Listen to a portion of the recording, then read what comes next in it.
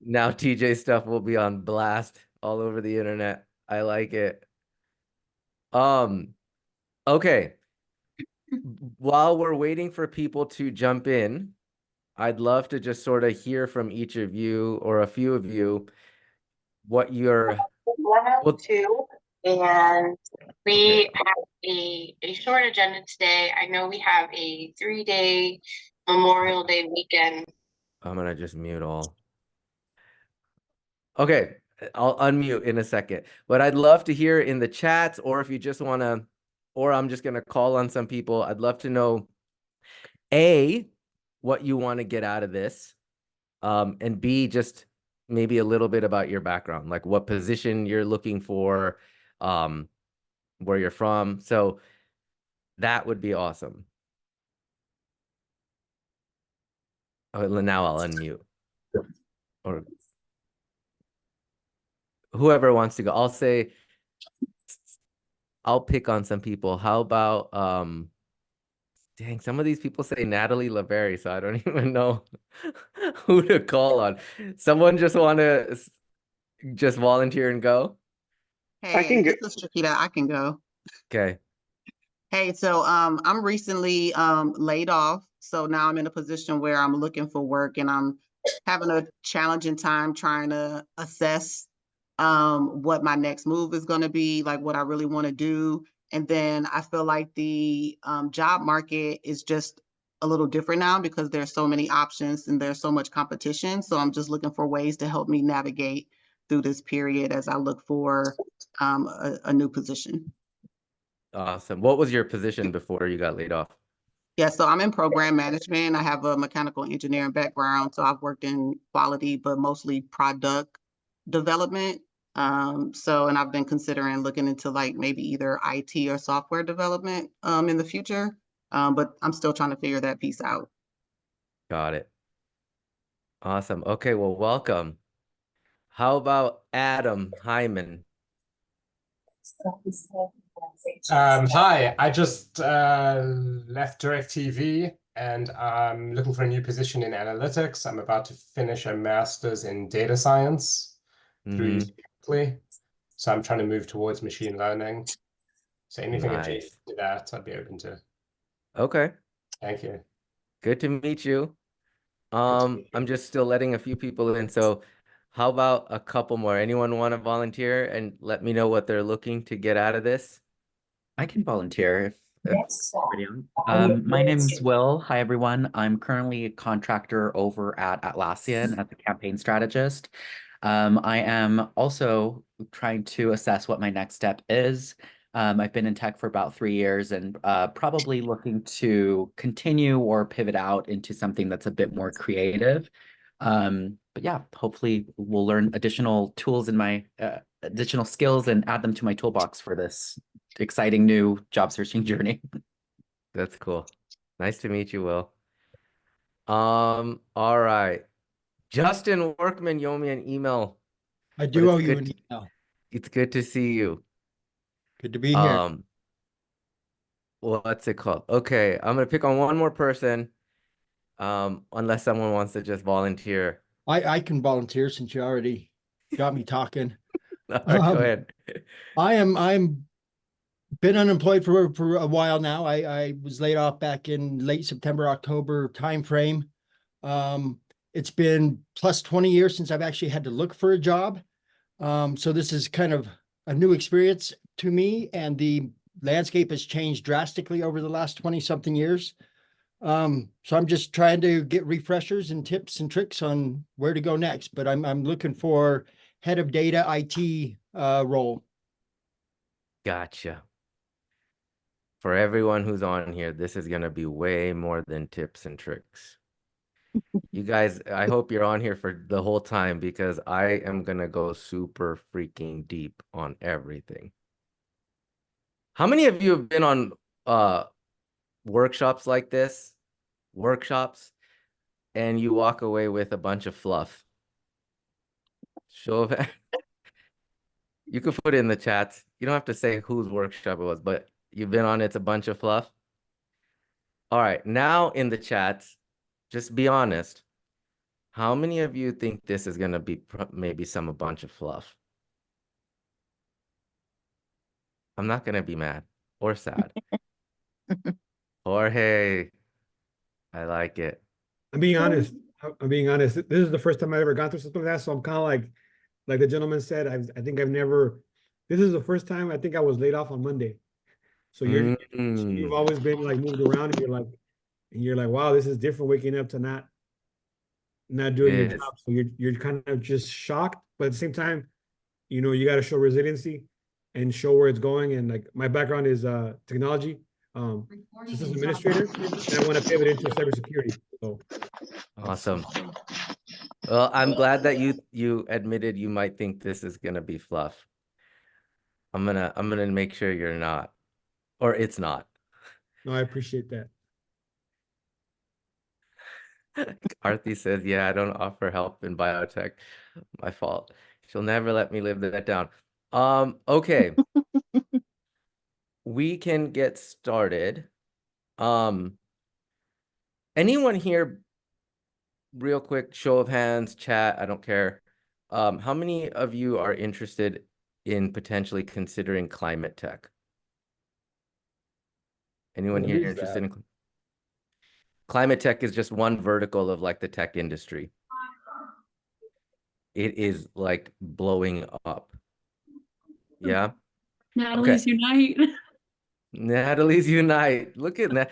So if you see a bunch of Natalie Laveries, you could blame this Natalie Laveri. Okay, so I before we like dive all into the tactics and all the nonsense that I'm gonna go over today, we always in our coaching program, we get a lot of interest, people wanting to break into climate tech. And I think a lot of people don't have good resources for how to break into it. So I brought Natalie here. She is part of a company called Climate People, and she's just going to tell you a little bit about what they do. This is not sponsored. We just freaking love Natalie. We love Climate People, and I guarantee you when you look at her website or the resources they have, you'll be blown away with how much they offer. So Natalie, you can take it away if you want. Yeah. So some background. Corb and I connected. Was that like a year and a half ago now? Yeah. Where we were both like, okay, I work with tech professionals looking into climate, and he's like, I work with tech professionals, and a lot of them want to have impact in their careers. So yeah, as was mentioned, there was just a really clear overlap and partnership there. So yeah, Climate People's a climate tech recruitment agency. We operate like any traditional recruitment agency would, but we only work with companies that are working on climate solutions. I shared the Zoom link out, but I think I shared my Zoom link. So everyone who joined from my audience came in with my name. So very clear who's interested in climate and who's not. But yeah, we, as I said, we're a recruitment agency, but we also host tons of resources similar to this on just how to get a job in this space, how to optimize your job search for climate and really see through the noise and ultimately get a job in climate. So yeah, I'm super excited to bring some of my audience to this webinar because when we did a similar one around 2 years ago, we got incredible feedback and learned so much. And again, there's such an overlap between a good job search and then a job search that is impact oriented. So I'm super excited to learn. Quick little plug, we are hosting a half-day workshop on all things climate careers. So if you are looking for a job in climate, June 26th, I'm hosting a 4-hour in-depth workshop on how to best position yourself to get a job in climate. If you're interested, I'll drop a link. Happy to talk to you about it more if you would like to learn more. But yeah, again, I'm super excited to learn alongside the Career Sprout team and hopefully get some insights. And thanks for having me. Super excited to be here. And thanks Yeah, to everyone thank in my you. audience who joined. Natalie, can you drop not only the link to that workshop you guys are doing, but can you drop that guide you created for everyone? This guide is amazing if you guys are interested in climate tech. I'll go find that right now. Cool. I'll spam the chat with a few links, but over to you now. No problem. Okay, we can get started. I'm gonna ask all of you to mute yourselves, otherwise I'll just do it here. I'm just gonna mute all. But if you have a question, let me know. Guys, we can make this thing as interactive as you want. I am by no means trying to be a lecturer. I don't think any of us like being lectured. I don't like being lectured. So if and when you have a question, just drop it in the chat, and periodically between this presentation, I'll just stop and we can jam out to stuff like that. So let me share my screen. And for those of you who have been on here before, you're going to realize something. Or for those of you who've been on here before, you know this, but for everyone new, I have like the skills of a 5-year-old when it comes to building slides. My slides are horrible. Secondly, I used Canva to create this presentation. I did not want to spend the $11 to remove the watermarks because I'm cheap like that. So if you see a watermark, it's because I didn't want to spend the 11 bucks. All right. But so forgive me. All right. Now we can jump into it. So what is my promise? I am going to teach you guys how to land a high-paying job offer in today's market without spending a bunch of time applying or very little time or no time applying. Most of our clients in the Career Sprout coaching program do not spend any time applying. And if you don't believe me, I will go into our community portal, which Katie always tells me not to do because it has a bunch of names and private information. And I'll just show you literally everyone who's in there who's gotten success. No one attributes it to applying. So I am going to teach you today, how do you navigate today's job market? How do you get way more interviews? How do you get job offers without spending countless hours applying, and usually in less than 90 days? That is what you're going to learn. Now, I want to make sure you know this. The strategies that I'm going to teach you today work basically for any profession, especially in tech. The only types of positions this does not work for are the ones that have sort of like fixed salaries. So lawyers, pharmacists, doctors, teachers. I don't know how to help them, and I'll never promise to do that. So this is for anyone else, though. Product managers, program managers, analytics, people in digital media, C-suite, financial analysts, solutions engineers, programmers, you name it. These strategies will work for these types of professions, marketing, obviously. And how do I know that? It's because we've now helped 800 people, more than 800 people, technically 833 if you care to know, clients who have these types of backgrounds: solutions architects, engineers, product managers, program managers, C-suite, you name it. I know all of this stuff that I'm going to teach you. It's all from experience. None of this stuff that I am teaching you today comes from theory. I'm like just kind of against theoretical things, and I'd rather just stick to data, and I'm teaching you what works. So by the end of this whole thing, you will learn what is working because other people before you have used it. In fact, some of the testimonials in here you will see, or screenshots, are of people who've used this program, who are on this workshop. So that is what you're going to learn. And I know for those of you who've been on, you kind of said this, you've been on these types of workshops. How many of you in the chat have been sold something by the end of it? Have you been on a workshop where someone at the end of it tries to sell you something? If you want to put it in the chat, I'd love to know. All of them. Yes, Rodney says yes. Tries yes, bought no. Like it, David. Okay, so the elephant in the room is this mofo gonna sell us something at the end of it? And the answer is no. I am not. Because everything we've given out, minus our coaching program for the last 7 years or 8 years since we've been doing this, has been free. And I am not going to change that today. In fact, me and Katie, if you know me, you probably know Katie. She's like the better half of the Career Sprout program. We do not like squeezing every freaking drop out of the lemon. And I think a lot of coaching programs do that. And the reason we don't like to try to squeeze every freaking drop out of the lemon is because those last few drops are sour AF. And so I can't sleep at night if I know I'm just trying to sell you something at every single slide. So instead, just like we do with every workshop, we're actually going to give away a gift. And that is, one of you is going to receive a free seat inside of our coaching program.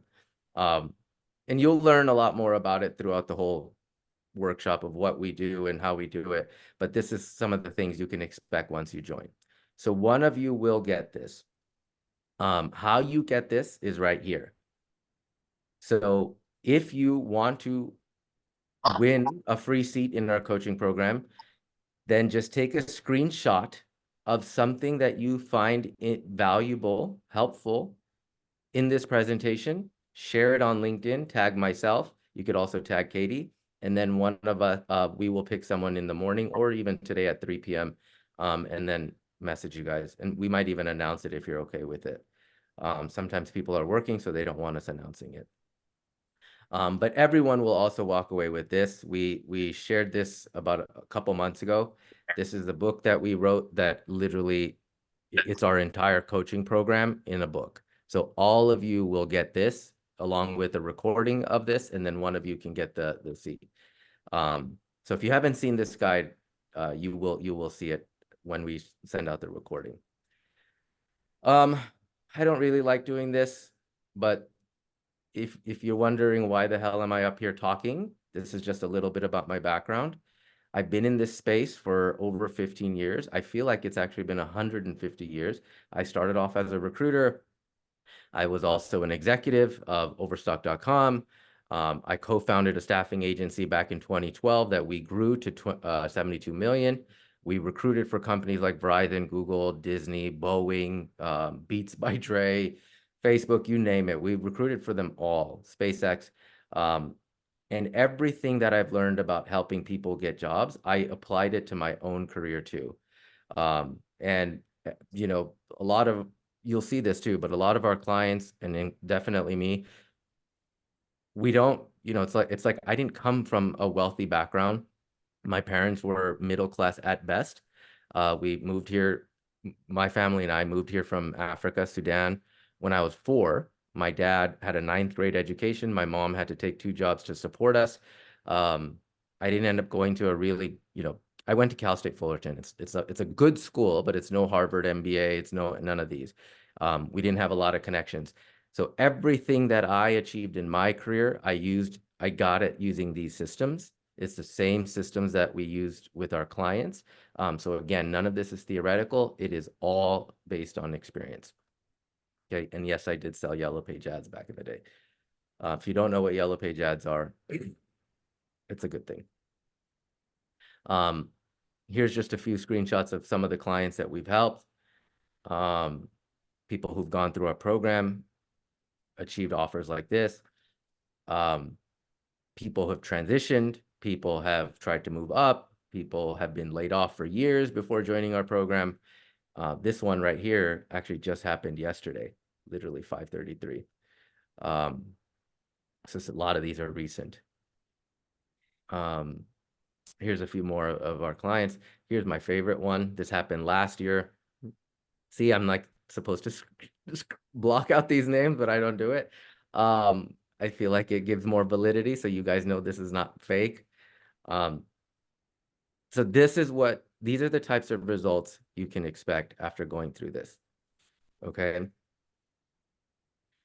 But in order to get these results, you have to learn these strategies if you want to change your life. And I think it's very simple. It's very basic, but if you know what you're doing in the job search and you end up doing it the right way, then this stuff doesn't take a lot of time. As I said, most, if not all of our clients achieve the results that they want to get in less than 90 days because they've learned the system. And we're going to go through it step by step. And when you don't know how to do this thing, it sucks. And that's why I put this whole presentation together, and I'm going to spend over 2 hours, if you can stay that long, teaching you every single aspect of our coaching program. So that way you can walk away knowing exactly what to do, how to do it, why to do it, when to do it, all the things. So you guys ready to learn it? That's the introduction. Actually, you know what? I'm going to stop sharing my screen for a second.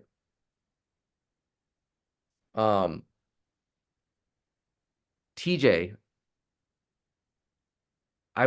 this is not fake. I wasn't expecting TJ to be on here. TJ went through our program last year, got an offer at TikTok.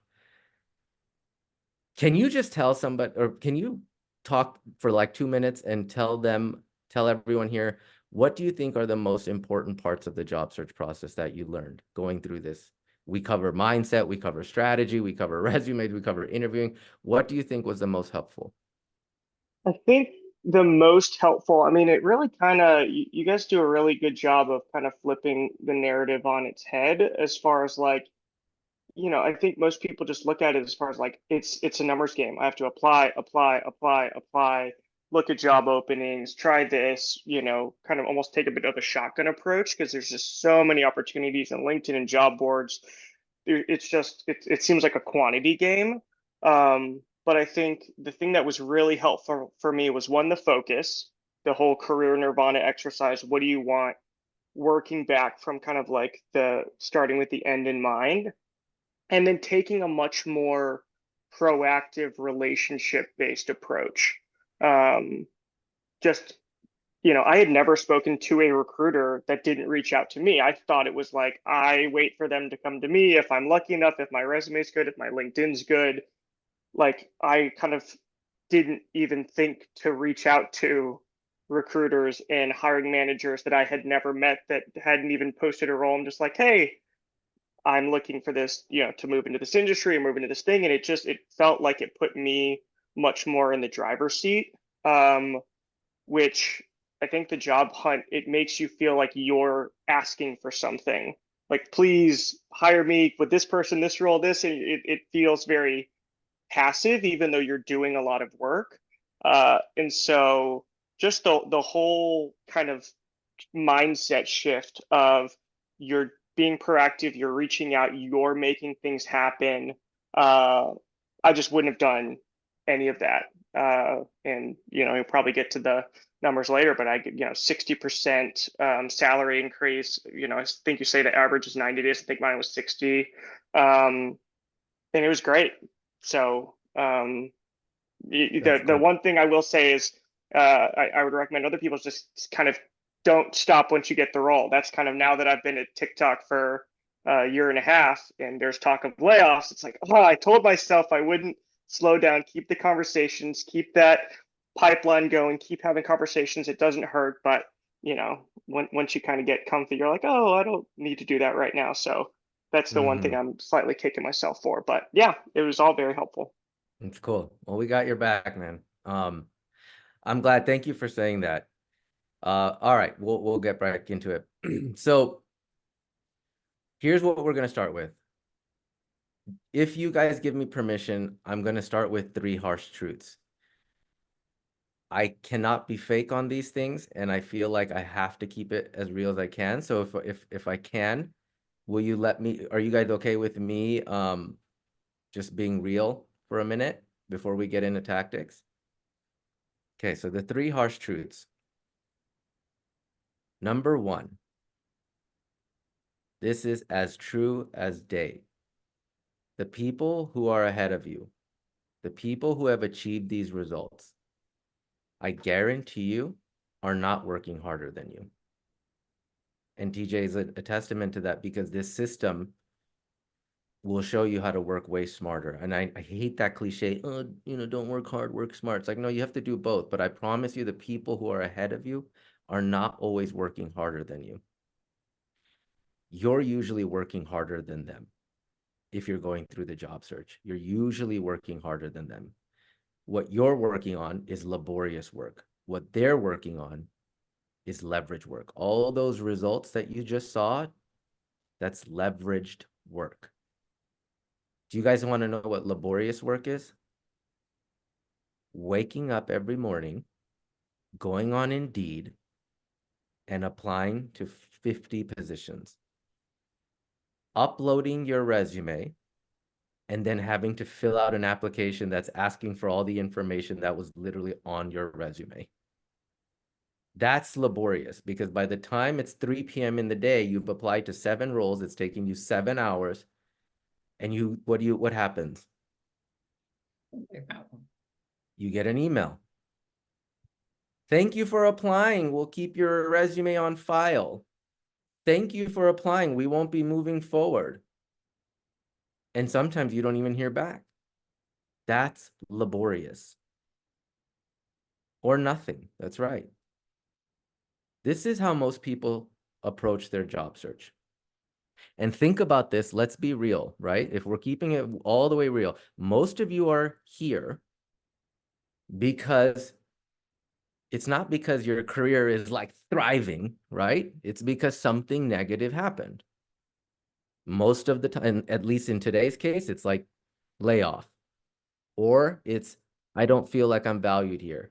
I've been passed up from promotions. I'm not getting pay raises. How come Joe Schmo is getting these promotions and I'm not? They're hiring people from outside. It's usually a negative situation. And so when a negative situation happens in your career, what do? Especially when you're laid off. We slap together a resume. We talk about everything we ever did.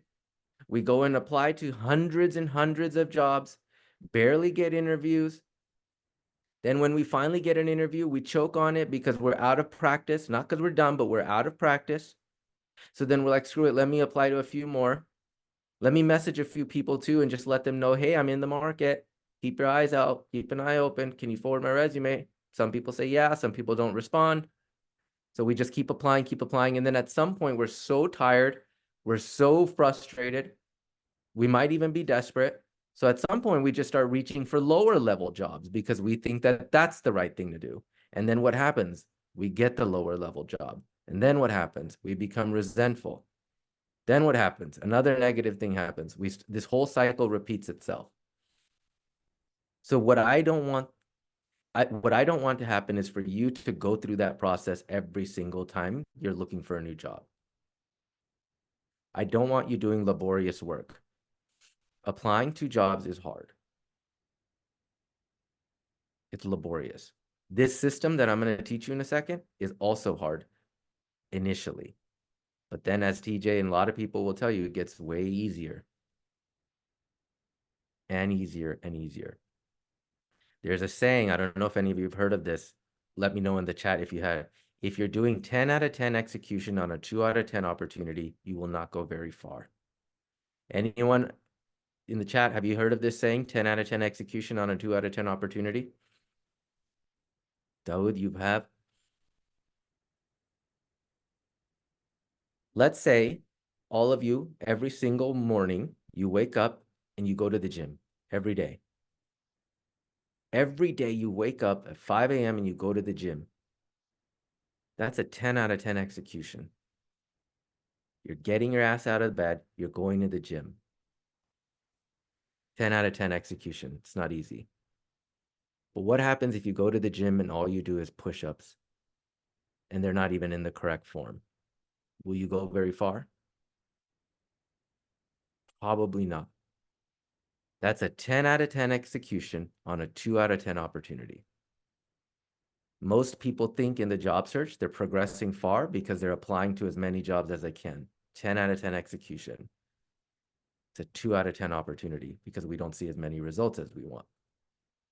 So I want us to do leveraged work. That's harsh truth number one. Harsh truth number two, there's only 3 reasons why me, TJ, anyone doesn't achieve their desired results. It's one of these 3, or it could be all of these 3. It's what you believe, or it's your skill set, or it's your character trait. Our clients know about this, and I want you to learn it. It's called the belief equation. And what it states is, what you choose to believe directly impacts the actions that you take. And the actions you take directly impact the results that you get. And the results that you get reinforce your original belief. So let's say you say, someone's like, hey, you should do this diet. You should work out more. You're like, man, I've never been able to stick with a diet. I'm not really that consistent. I don't know if I'll ever get in shape. Half-assed belief, right? That's a half-assed belief. So then what? We kind of go to the gym. Maybe we stick to that diet or the workout plan for a week, 2 weeks, but then Cheetos come in the way, pizza comes in the way. fries come in the way. I'm just talking about all my favorite foods, by the way. And now we're no longer sticking to the diet. Now you sleep in, now you don't go to the gym. That's half-assed action, isn't it? So if you have that half-assed belief, then you have a half-assed action, are you going to get good results at the gym? Probably not, right? So when you don't get those results that you want, what do you say to yourself? I knew I couldn't stick to this. I knew I wasn't capable of it. It reinforces that original belief. So there has to be, even when you haven't done something before, there has to be this belief that instead of saying, I can't do it because I haven't been able to, you got to switch to, I just haven't been able to yet, but I can.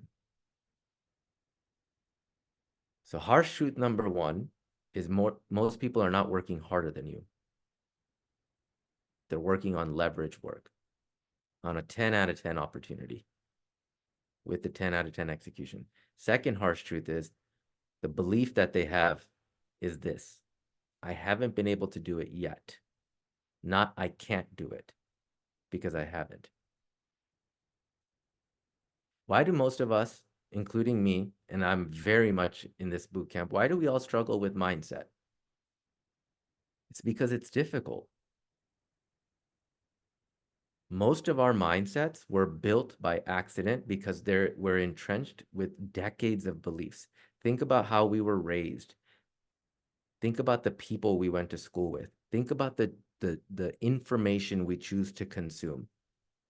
If you go on LinkedIn right now, you'll see, oh my God, I've been laid off. I've been laid off. The job market sucks. Job market sucks.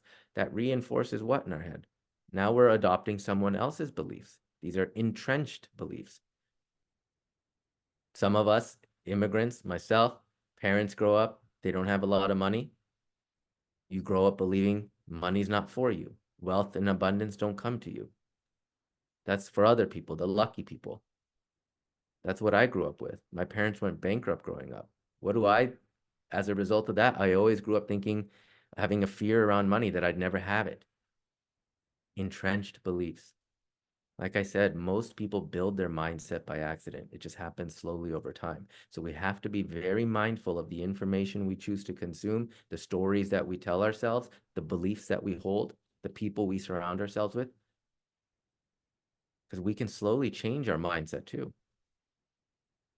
And then the last harsh truth is, it is very selfish once you learn this to not give it everything you've got. It's just very selfish. I think all of you are here, not because you're like, I just want a job, not because you're like, I just want to get paid more. I think all of you are here because you know deep down inside that you might not be fully living up to your potential. And that if you keep going too long not playing to your potential, that you may never hit it, or you'll hit it way too late in life. And it's not just about you, is it? How many people depend on you? If you did give this everything you got and you increased your salary, like TJ was saying, by 60%, right now the average in our program is $53,980. That's how much of an increase our clients are getting. If you close your eyes, imagine, let's just say instead of 53,000, you got 25,000 or 30,000 increase from your last salary. How cool would that be? Now multiply that times 3 years. That's 90K, right? 75K, 150,000. How many lives can be impacted by 150,000? That's the exercise. It's never about the salary and it's never about you. If you do this correctly and you crush it, which you will, you'd be able to save more, you'd be able to invest more, you'd be able to take your families on that family vacation. You could, invest in your children's tutoring, school. You could upgrade your life. You could buy your first home, pay off your loans. There's so much that you can do from this that, like I said, it is very selfish to not learn this or give it everything you've got. Fair enough, you guys? Was that too harsh?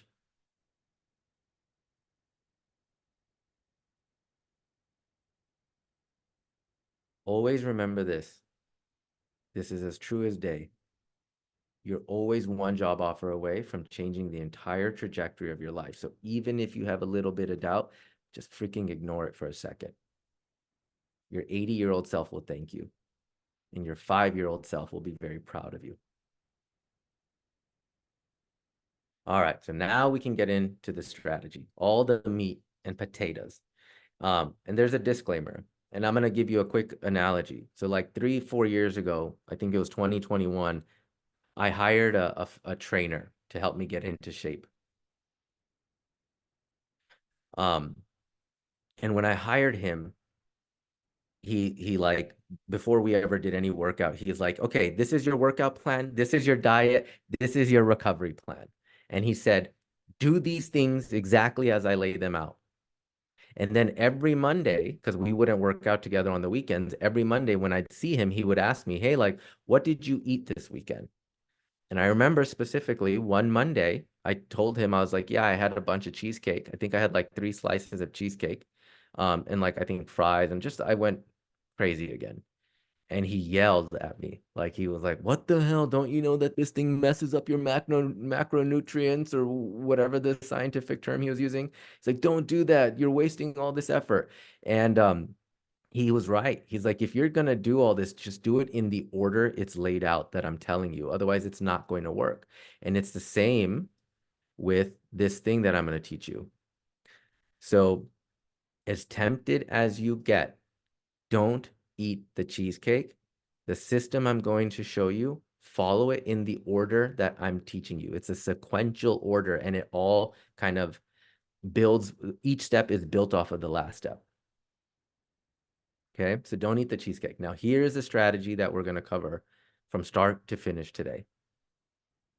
I think if you were here, you heard TJ say reverse engineering it, right? That's figuring out your career nirvana. Then learning more about how do we write a resume and a LinkedIn profile that makes recruiters find you. Then how do we network intelligently? And when I say network intelligently, I don't mean like, you know, going to random networking events where you see insurance agents from Aflac trying to sell you life insurance. I'm talking about intelligent networking, getting in front of hiring managers, executives, recruiters who work at the companies you want to work at. So I'm going to teach you that. And now, once you start doing that, you're going to start getting interviews. So we're going to learn about how do we interview really well. And then lastly, you'll get an offer, or you'll get multiple offers. And then we got to learn how do we negotiate that offer intelligently. So this is the system that we're going to learn and walk through today, step by step. So we can jump into it. I want to start by saying finding a new job never starts with your resume. As TJ alluded to, it starts by first identifying where you want to be in the long term and then reverse engineering the best path to get you there. So we're going to do a quick exercise. Let's assume for a minute that all of you live in Los Angeles. Okay? And I said, Lisa, I want you to drive from Los Angeles to New York. But you cannot use any map, no phone, no GPS, no map, can't have another human. You just have to figure it out. And let's also assume for some strange reason, you have to listen to me. I know that all of you are smart enough to figure out that if I just drive northeast long enough from LA, at some point I'll get to New York. We know that, don't we? But what we don't know is, are you going to take the wrong freeway? How many times are you going to get lost? How many times are you going to get detoured? How many times are you going to stop at places you have no business stopping at? How much gas are you going to burn? How much energy are you going to waste? We know all of that's going to happen. We just don't know how much, right? But again, like I said, I know at some point you'll get to New York. What we also don't know is where in New York are you going to end up? Could be Buffalo. And no disrespect to anyone from Buffalo, but like, who the heck wants to be in Buffalo? Or could be some dangerous part of the city where you can get, carjacked, and you don't want that either. But because this journey took you forever and a day, you're tired, you're frustrated, you smell, you're exhausted, you're probably going to get out of your car, check into some hotel or Airbnb in Buffalo, and just chill out for a minute, right? That's what's probably going to happen. But instead, if I said, Lisa, I want you to drive from LA to the M&M store in downtown Manhattan, and this time you can use any GPS device that you want. Well, now we know exactly what you're going to do, right? You're going to plug it into your phone. M&M store, downtown Manhattan. And what do we get? We get the fastest, most effective route there. Not only is it the fastest, it keeps updating, doesn't it, as we're driving, and it'll keep showing you more and more efficient routes. So now your journey doesn't even feel annoying because A, you know where you're going, B, you know you're on the fastest path there, and C, you get M&Ms out of it. Now think about how this relates to most people's careers.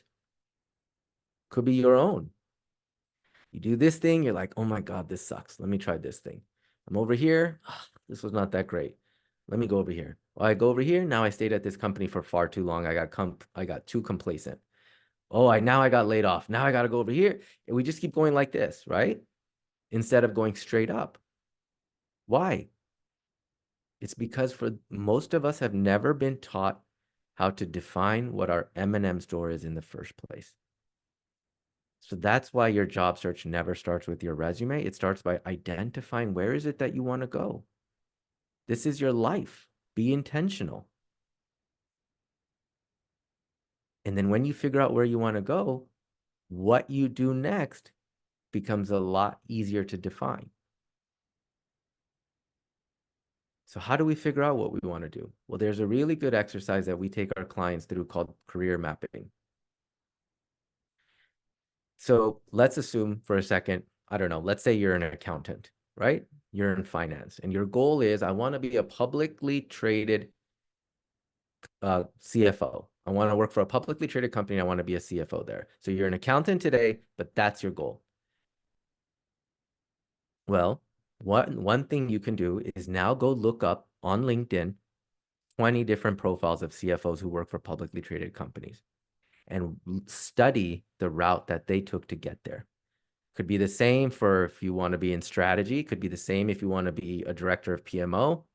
If that's the goal, go look at 15 different directors of PMO, 15 different people in strategy, 15 different CFOs. Study how they all got there. And what you'll find usually is a common theme, that they all traveled along the same road to get there.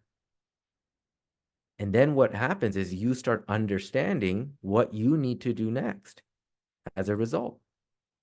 That's like one exercise we take you through, but career mapping is really, really good to help you define where you want to go. And then once you've done that, this would be kind of like the scenario we're talking about. Once you've done that, if you're here, you know, okay, now I need to go for this. A lot of times, if you're an accountant, think about, you don't have to share this publicly, but just, tell yourself quietly.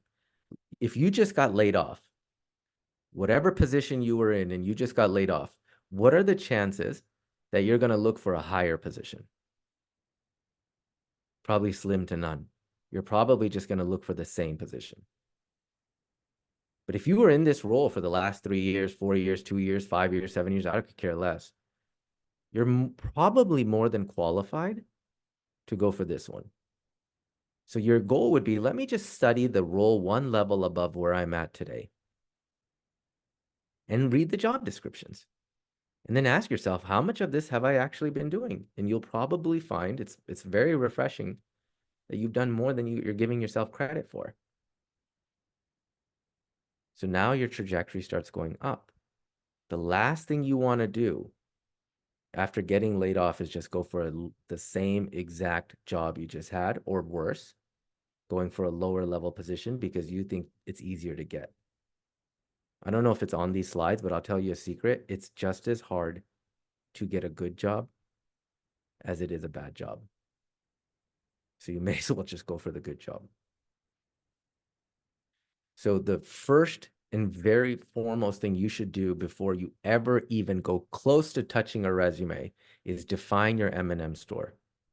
Get very crystal clear on where is it that you want to go. Use a simple tool like a career mapping exercise and go study 15 to 20 different people who are in the role you want to be in. And that'll give you a very clear understanding of what to do next. So pick the one role you're targeting. Don't pick 5. Sometimes people like that, I'll talk to them. They'll say, they're like, oh my God, I've been in the job market for 7 months. Nothing's working. And I say, great, what are you doing? They're like, well, I'm targeting a customer success role, but I'm also going for project management. I'm also going for analytics. I was like, that's already you're failing. Because you can't be all 3 of those things. You just can't. And why don't they know what to go for? Because they haven't taken the time to figure out where they actually want to be, the M&M store. So we have to use process of elimination. Then we take them through several different exercises. One of them is called a career audit, but the second is a career mapping. And they start getting clear on their one role. Then you can move to your resume and LinkedIn profile. Fair enough? That makes sense? Because now we'll get into how do we write a resume and LinkedIn profile once you've defined the role. Is this helpful? Y'all? Your permission, you have your permission to keep going? Okay. All right. Your resume and your LinkedIn profile. We're gonna start by thinking about these things very differently. Okay. I want you to think of your resume and your LinkedIn profile. These 2 things. Let's just put, call a spade a spade. These 2 things are nothing more than simply a digital advertisement of your skills and capabilities. Would you agree? Your resume, your LinkedIn profile is nothing more than a digital advertisement of your skills and your experience. Same with mine, same with Natalie's, all the Natalie's on it. It's the same for all of us, right? So if we agree that it's a piece of advertising, then you have to ask yourself, well, what makes good advertising? And the answer to that marketing 101 is copywriting. Copywriting are the words that go into the ad. So then, well, what makes good copywriting? Well, good copywriting requires 3 things. Number 1, do I know who my target audience is? Meaning for you guys all here, do I know what one job I'm going after? Is it customer success, project, program, what? Number 2, have I studied enough job descriptions so now I know clearly and what they're looking for? What types of problems are they trying to solve by hiring someone like me? And then number 3, can I clearly and concisely articulate that I have the experience and accomplishments to solve the problems that they have? Getting interviews requires good marketing. That's all it is. Getting an offer requires selling yourself, which we're going to get to. But getting interviews, which most people struggle with, requires good marketing. And the reason they struggle is because they're not marketing themselves correctly. Either they're going for too many jobs, or they're barely putting any information on their resume or LinkedIn, or they're putting way too much information, much of it is irrelevant. So in a market like the one we're in today, 2024, where there's so many people on the job market, we have to be able to stand out through good marketing. And good marketing comes from the words you put on your LinkedIn profile and your resume. So there's 4 components that make up a good LinkedIn profile, actually a high converting LinkedIn profile. The first is the header. The second is the about section. The third is a responsibilities section. And the fourth is a data-driven accomplishment section. So we're going to go into these. This is the header. Okay. I want you to think of the header like a teaser trailer to a movie. So when we watch a movie, we see trailers, right? But sometimes before the trailer, we get a teaser trailer. It's a 10-second clip of what you can expect in the movie or in the actual trailer. That teaser trailer is what it gives us incentive or not to want to go and watch the thing. It's the same with your LinkedIn profile. This header up here is a teaser trailer. This, if you get this correct, then someone will say, okay, let me learn more about this person. So we always want to make sure that you're taking advantage of this real estate right here, right under your picture. It's called the header. You want to make sure you're taking advantage of it. This is from our 2 of our different clients whose headers converted really well. Notice here, it does not say rock star. Notice here, it does not say ninja. Notice here, it does not say expert. Notice here, it doesn't say fast learning, dynamic. It doesn't say any of that. It just gets to the point. Customer success manager providing white glove onboarding and adoption processes for small, medium-sized businesses, managing a book of 1.1 million in ARR. Okay. So we want to be very clear. What do we want the world to know?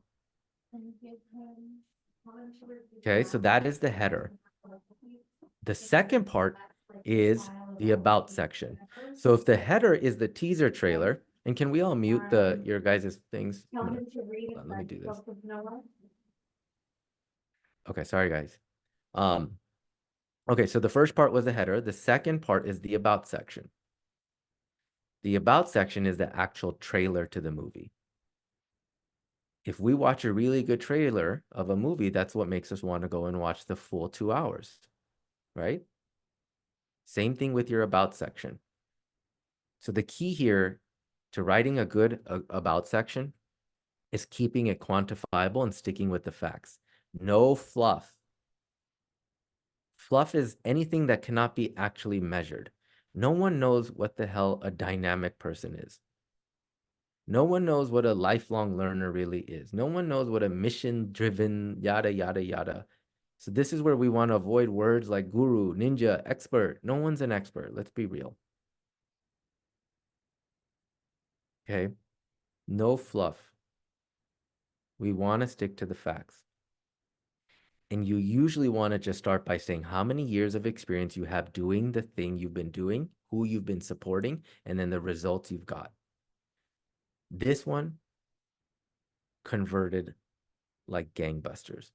15 years of experience in product marketing and development in intellectual property driven industries, gaming, entertainment, toys. Look down here.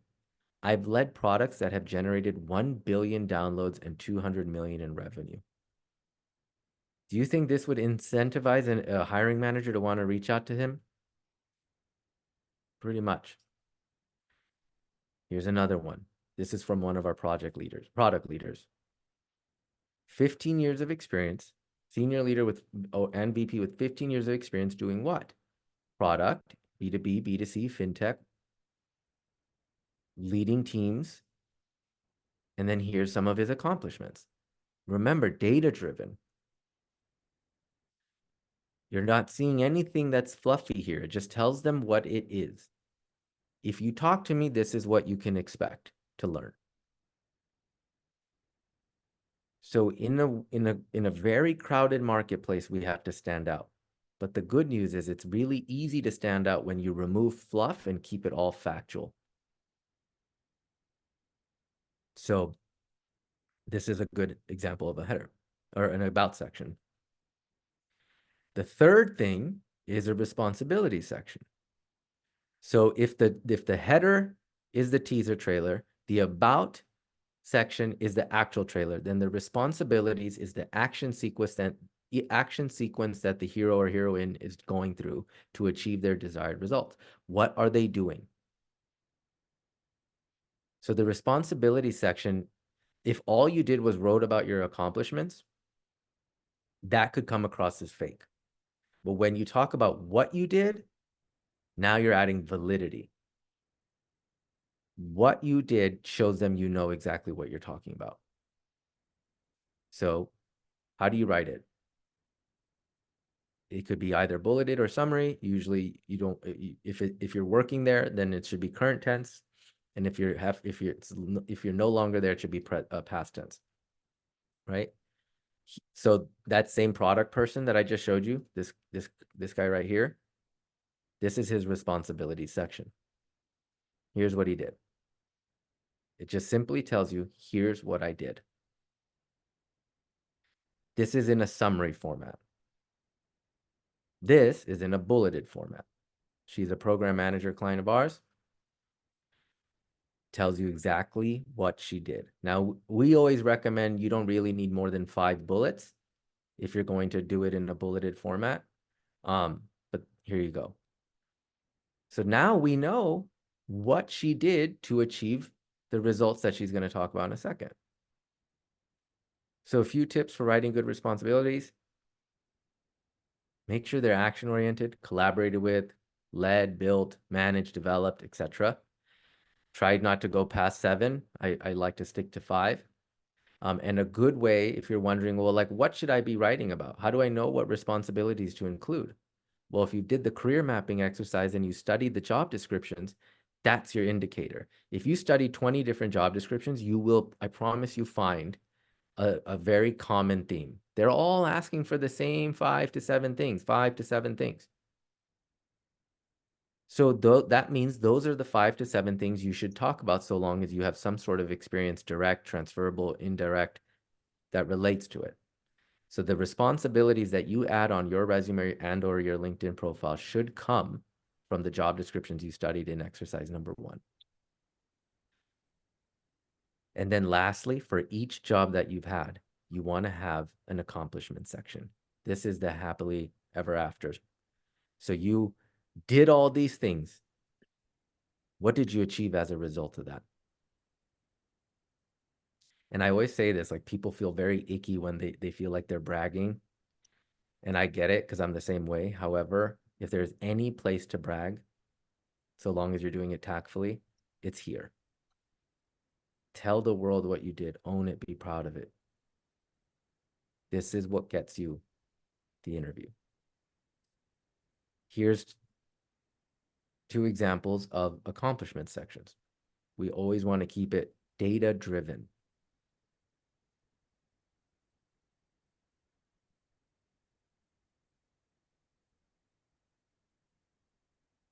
This is another one.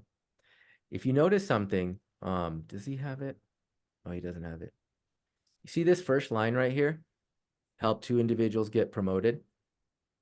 Just a little sidestep, sidebar, whatever. If you're going for leadership roles, I would highly recommend talking about how many people you've helped develop or get promoted. Why is this important?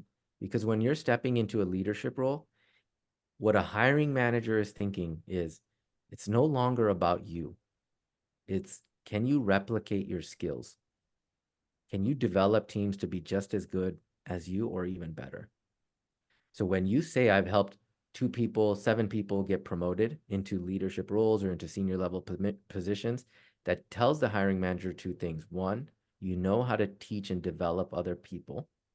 And 2, you actually think it's really cool that you take pride in helping other people. That's why you mentioned it. Okay. Do you guys want me to just quickly stop sharing this screen and go on LinkedIn and show you how it looks in like full, like in its total thing? You guys want to see a few examples? Okay, let me just do that. So this way you can see how to put it all together. And I'll show you the example of the client that we worked with, the product one and the program one, so you guys get a good understanding. Let's see. So let me share my screen. All right.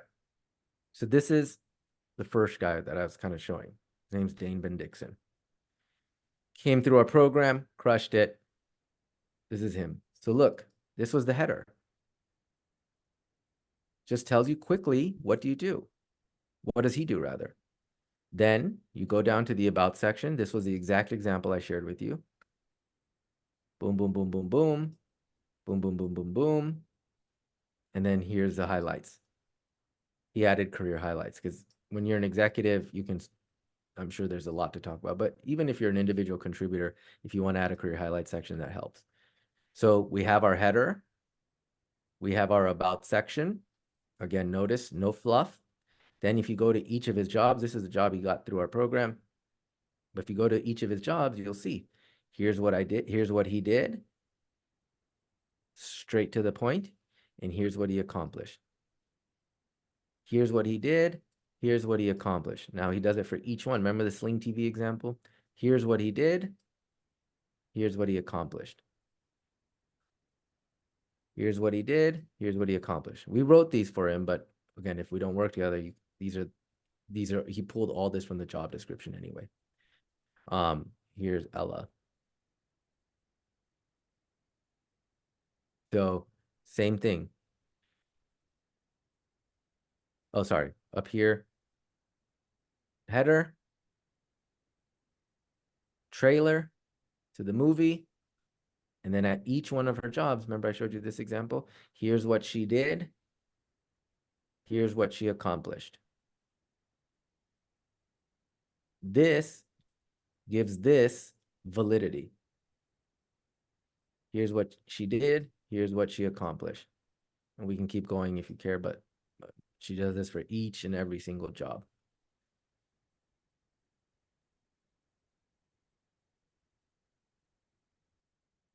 How are we doing? Helpful? Yeah?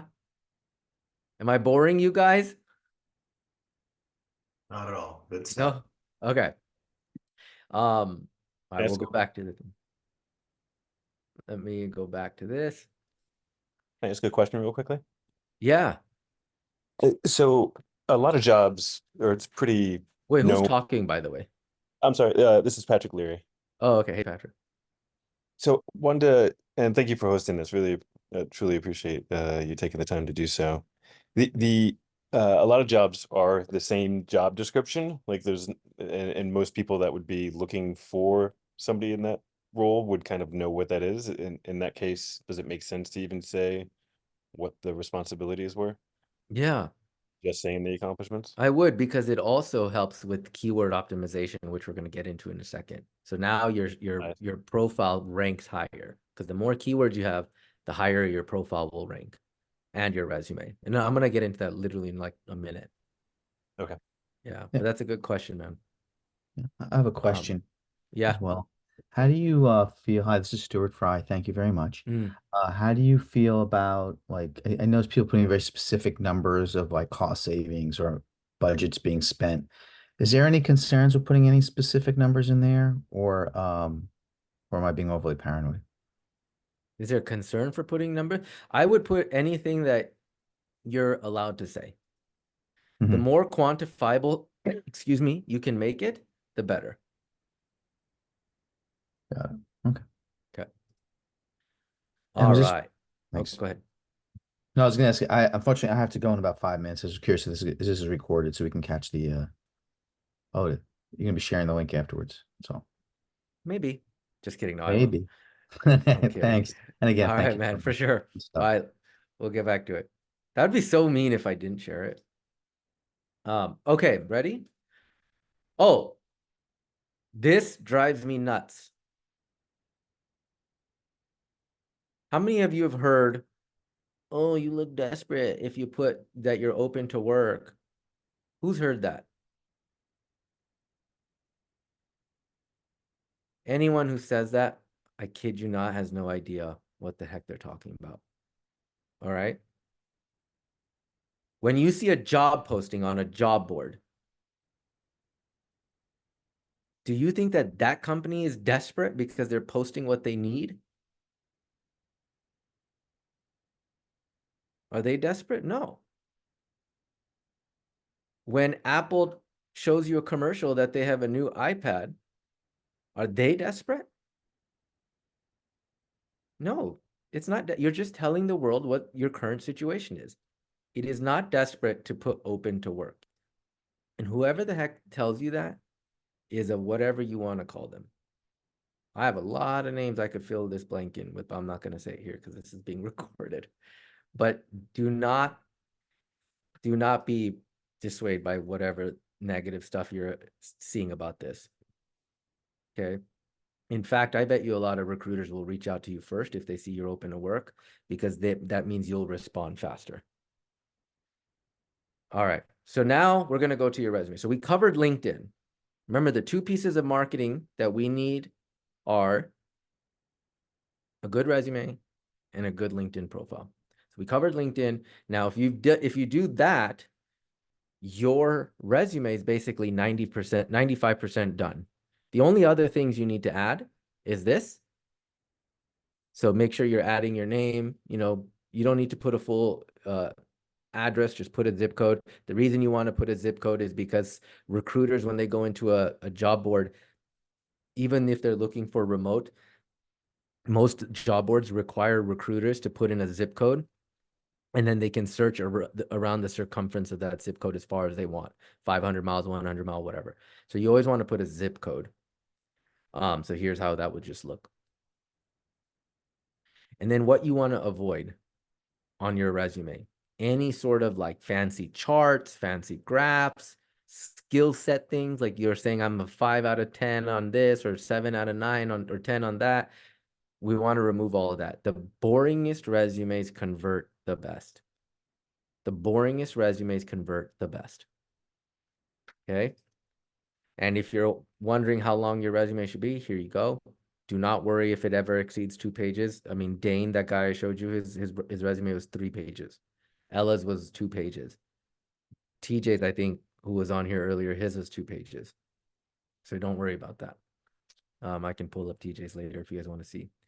Now, to go back to, who was it, Patrick, that asked this question about keywords? Like, the reason you want to have more keywords on your resume is because, like, you know, websites are ranked based on search engine optimization. You probably have heard that term, SEO.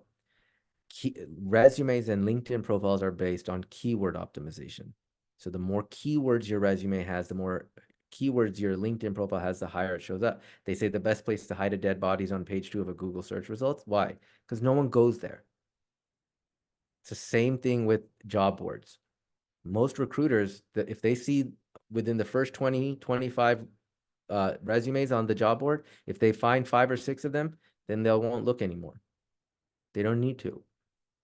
So we want to make sure that the thing is keyword optimized. Now here, we're not sponsored by these guys or anything. It's just a tool we use. Jobscan.co is a good tool if you want to know how keyword optimized your resume is. So on one side, it will have you upload your resume. On the other side, it'll have you paste the job description, then you'll hit scan. And I think that it's free. So you get like 5 or 10 scans for free. And then it'll give you sort of like a score. Now, I got to tell you something, and now you'll know that I'm not sponsored by these guys. This is a company trying to make money. So it incentivizes them to give you a lower score, because if you get a lower score, then you might think I need to purchase their resume writing services or whatever. We've tested this thing for the last like 6 years, 5 years. And anytime you get like a 65, 70, or even higher than 75%, you're fine. So when you guys run this search on your own resume, if you get 60, 65%, I mean, you can keep tweaking it a little bit more, but if really 65 to 75 or more you're perfectly fine. Very few people on jobscan.co get like a 90, 95. I've never seen 100. So just wanted to share that. Oh, another thing. Remember how I told you guys to put a zip code on your resume? So there's a second reason we do that. So any of you here, have you guys ever been on like search for a home or an apartment, something on like Redfin, Zillow, any of those things? Do you see how on those websites it tells you like, hey, this home has been on the market for like 90 days or 120 days? We see that, right? What is the stigma that we have or we associate when a home has been on the market for too long? Did somebody die there? Something's got to be wrong with this house. Oh, I bet the piping's effed up. I'm not going anywhere near this thing. That's right. It's not worth the value. Something is wrong. And job boards, when you upload a resume, it has what's called an aging mechanism on it. I want you to be very mindful of this. So the longer your resume is on a job board, a recruiter is able to see how long it's been on there. If it stays on there for too long, the recruiter will think the same thing we think when we see a home being on the market for too long. But there's a quick way to make sure that thing goes away. So what we tell our clients, this is like something they religiously have to follow. They get reminders every Sunday night. Go into your job boards, wherever your resume is posted, and just change the zip code. Literally, you could change anything. You could change a period. You could change an exclamation, a comma. I just say change the zip code because like if you live in any city, that city probably has 20, 15, 30 different zip codes, right? So just change one zip code out for another. And then what happens is it doesn't say when you uploaded your resume. Recruiters can't see how long your resume has been on there. It's like, I don't know why this thing is so dumb as it is, but this hack works look, it just tells you it's been updated. We don't know how long this person was on the market or this person or this one. So it's a quick way to just like, get past that stigma. All right, so we spent a lot of time on that. Study the best action items for this. When you decide to put together a resume, you will study 15 to 20 job descriptions. You'll build your resume and LinkedIn profile using the ingredients I gave you. Job scan to see how keyword optimized it is. Oh, I keep doing this. I'm going to share something. One more thing with you guys. Watch. So everyone stresses out about their resume. Everyone does, and then they overthink it. How many of you have been on that? Or how many of you fall into that bucket, overthinking your resume? Yeah? All right. What if I could tell you, you don't even have to write your resume because we wrote it for you. Here it is. I'm going to show you this. So this is one of the free things you guys are going to get. If it loads, I can show you. So you're going to get this thingy.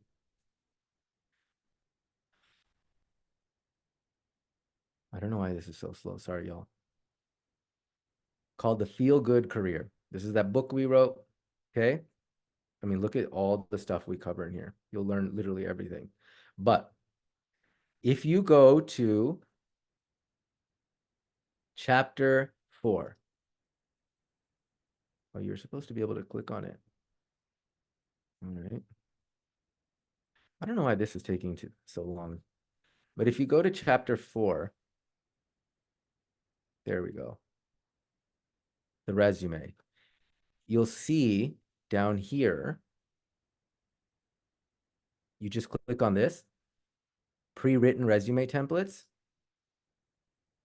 We took 29 of the best, like the most common positions in tech.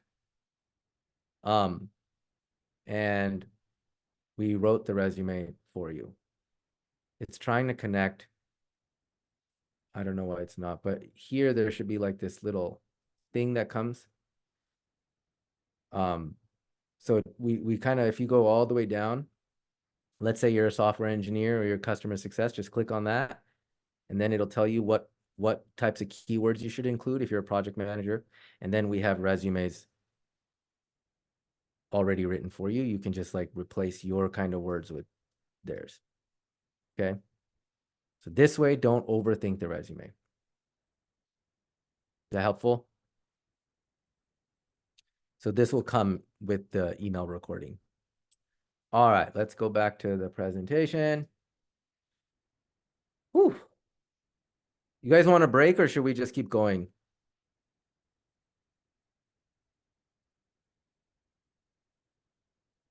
Keep going? Keep going. All right, we keep going. All right. So now we go to how do we generate interviews without applying? Remember how I told you guys that most of our clients, if not all of them, get their offers directly by connecting with hiring managers, recruiters, executives? They do this through a process we call proactive outreach. It's not a fancy name. It's exactly what it sounds like. You're proactively reaching out to human beings, but you're being very intentional about who you're reaching out to. And then you're being very intentional about what you say to them. And remember, TJ said this, if you guys were here to hear it, how he got his job at TikTok was through this. But what he wishes he's been doing, he's not laid off. He thinks he might get laid off. But what he wished he had been doing was continuing to continue to network. Because the better your network, the faster it is to just get positions, faster it is to get interviews. There's really no like ifs, ands, or buts about that. It just is. And do you want to know how I know? Because how many of you have been applying forever and a day? That's how I know. So intentional networking is connecting directly with peers, professionals, hiring managers, recruiters, executives who work at the companies that you want to work at. Joining user groups is another good one. And in that guide that I'm going to send you guys, it has a huge list of user groups that we recommend to our clients. But just FYI, those are for people in tech, right? People reaching out to people that went to the same school as you, whatever. So you're going to create 5 lists. I want you to remember this or write it down or come back to this for sure. The 5 lists should be recruiters that reached out to you in the past 12 months. So just go on LinkedIn, email, type in the word talent acquisition or recruiter in the messages and see if there's any recruiters that reached out to you when you weren't actively looking and start re-engaging with them. Secondly, you're going to create lists of 5 recruiters, 5 hiring managers that work at your target companies. In a minute, I'll show you how we find them. Then you're going to create a list of people you went to school with or alumni. So if you worked at IBM 6 years ago, create a list of other managers, leaders, counterparts, people that worked at IBM on the same team as you, on adjacent teams, or people that just worked there at that same time. We have one client named Sunny. He worked at Salesforce for 11 years, and he was able to get 9 interviews just by reaching out to past Salesforce people. That's like, these are the lists. He only played in this list. And again, you'll see what to say to them and things like that. And then another group or another list will be user groups. And then lastly, people that announce that they're hiring. This is called the direct approach. I'm going to show you this in a second. Get ready. So this is the direct approach.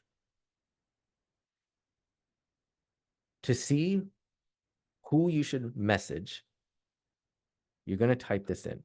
This will be your job title and the word hiring. And then when you click enter, you will see, you could filter it rather by people or posts, okay? You will see literally people saying we're hiring. We're hiring. Then once you find them, you're going to click connect and you're going to send them this message. Or you can just simply say, would love to connect with you here, Chad. That's it. When they inevitably connect back with you, you will get a notification that Chad Sinclair accepted your connection request. So when you do that, when you see that, oh man, this is it. Here you go. You're just going to type in customer success or whatever your title is. If your title has more than 1 word in it, you have to put it in quotes, okay? So if it's project manager, it'd be project manager in quotes like this. And everything should be lowercase, and then the word and or, you'll see in a second, should be uppercase. And then you just see a list, and then you're going to send them a connection request. Now, when they connect back with you, and not everyone will, don't worry, don't sweat it, it's not personal. But when they do connect back, then you send them the longer message. This is called a value-added reach out, which adds value to them. Because if Chad Sinclair saw that you manage customer success teams, and that is what he is looking for, then being able to say, I grew teams of up to 8 people. We manage over 25 million in ARR. So now basically what you're doing is you're sending them a message that walks them through how you've already done the thing they need. Our clients, and TJ was one of them, sending messages like this convert at 37 to 43%. But they do follow up, so don't forget the follow up. And the reason we add like a date time option is this is called a call to action. Every time there's a call to action, there's a higher increase in conversion, meaning someone will say, great, let's talk here. Do you want me to show you the direct approach, like real life? Like, you want me to stop my screen and just go show you? Or was that good enough? Yeah? All right. I'm going to just stop my screen then. Doo-doo-doo.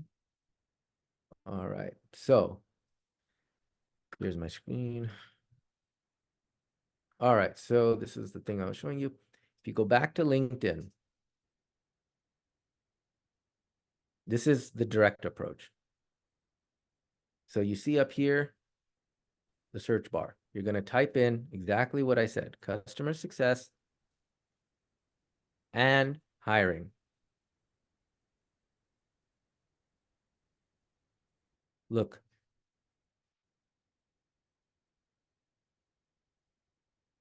Hiring. All these people are saying they're hiring. They're basically inviting you to message them. Hey guys, I'm having a party at my house. That's what they're saying. Look, we're hiring. This is only page 1. Keep this in mind. Right? If I go to page 2, out of all the 30 something, you'll see more. We're hiring. Hiring. Can you filter through these results? Like if you're looking in a specific area? Yep. Or- And I'm going to show you that in a second, Chiquita. Thank you. Totally can. Good question. So that's the first approach. Okay. You just see the people who are saying they're hiring, and then you message them with this. Guys, what is every other job seeker doing? Remember the laborious approach versus the leveraged approach? Most people are waking up and doing what? Applying to jobs. And then you're stuck being applicant 538 and never getting your resume seen. So rather than being one of 500 or 1,000 or 900, why not be one of a few people who actually message the person and say something like this? The second is what we call, I don't even know if we have a name for this, but this is like something we teach our clients. So let's say you go on Indeed, right? Ash said, I responded, no one responded back. Yeah, you have to follow up. At least 3 follow-ups. Okay.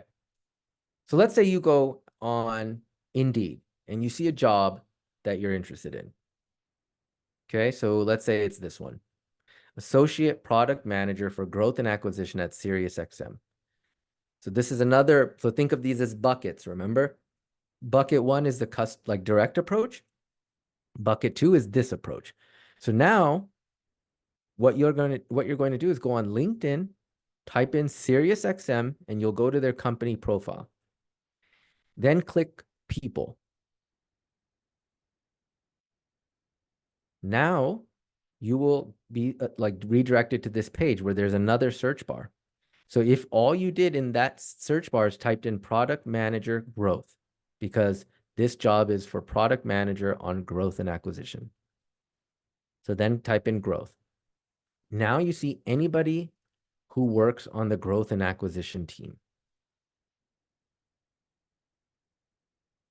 And so now these people you can reach out to as well. And they're incentivized to speak with you because A, they might actually get a referral bonus, but B, they might be the ones that work with you. So they're going to want to actually suss you out. But most larger companies offer referral bonuses.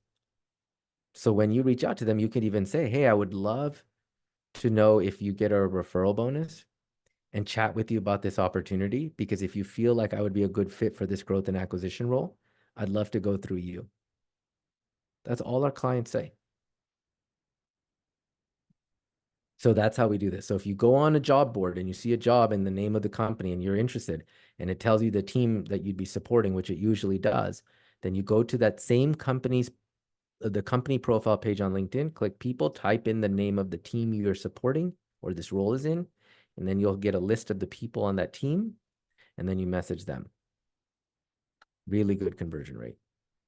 And then here, if you're reaching out to a recruiter on that team, you can just say this. You can use the direct approach, or you can test this one.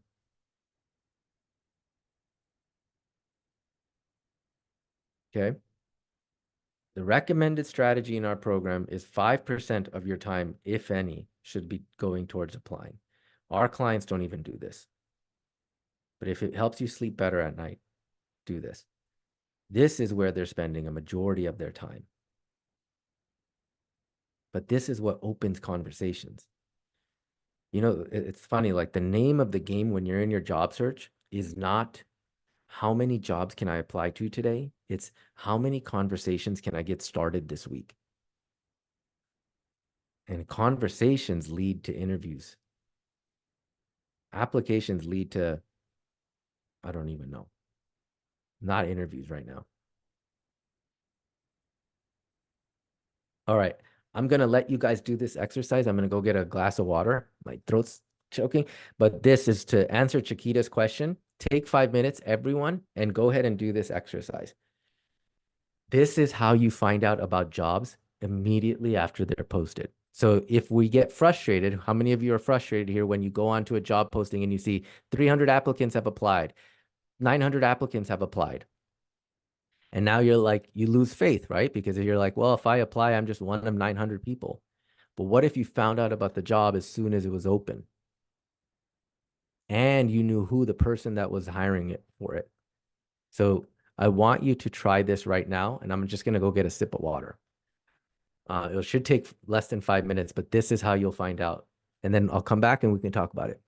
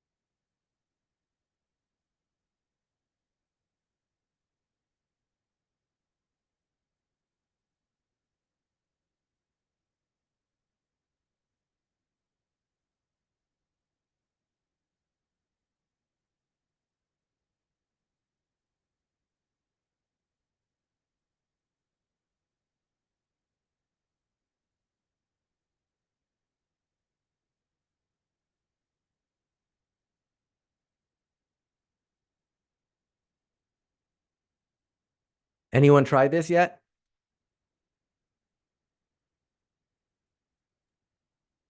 Yeah, it's working. Yeah, nice.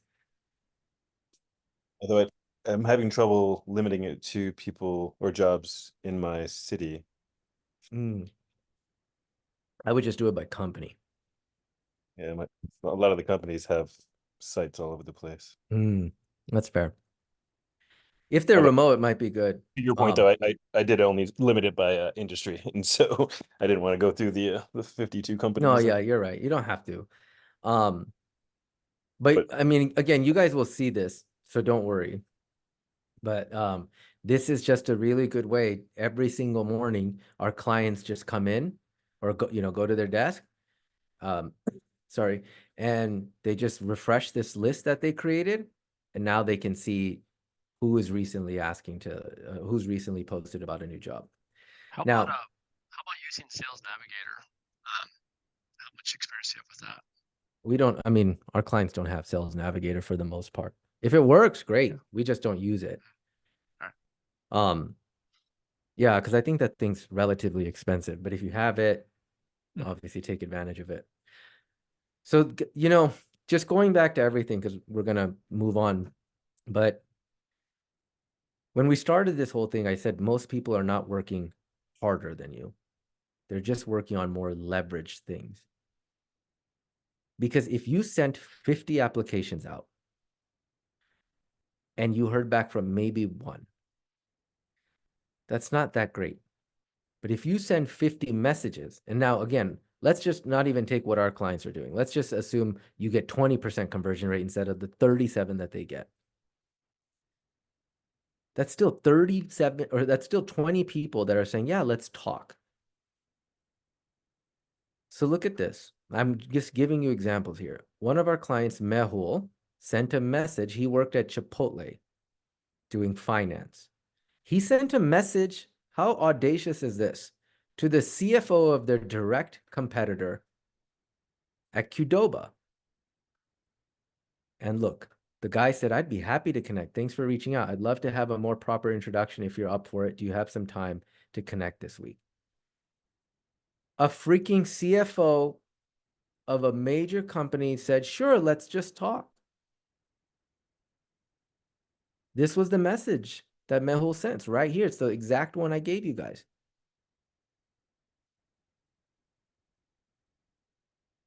Look at this. Again, I didn't even, here I go again, not crossing out names. This guy works at Uber.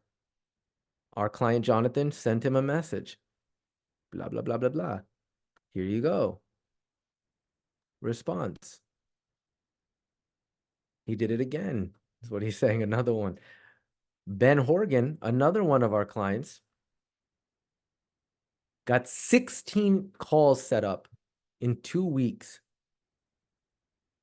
Just following this process. And he even shared, and I'm sharing this with you. This is what he shared to our community. This is the first message he sends when he connects with them. This is the second message he sends when they connect back with him. Remember the call to action?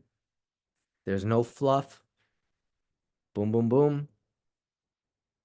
16 calls.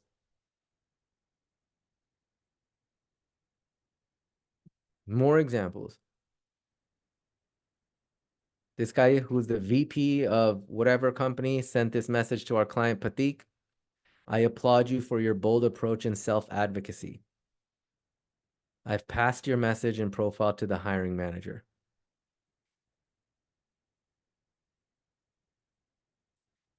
Gina, same thing. She's an engineer, front-end engineer. She got messages from Pinterest, WillowTree, Twilio, Airbnb, YouTube, Google, whatever. This guy, Amit, he lives in India. I just screenshotted this because I just wanted you to know this works in India too. It's not just a US thing.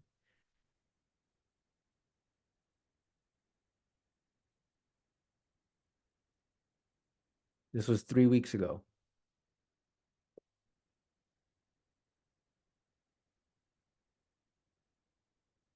Look at how fast these guys are getting these interviews and how many people. No one is applying, y'all. No one. You want to see something crazy? So Wesley, who's another one of our clients, works at Cloudflare.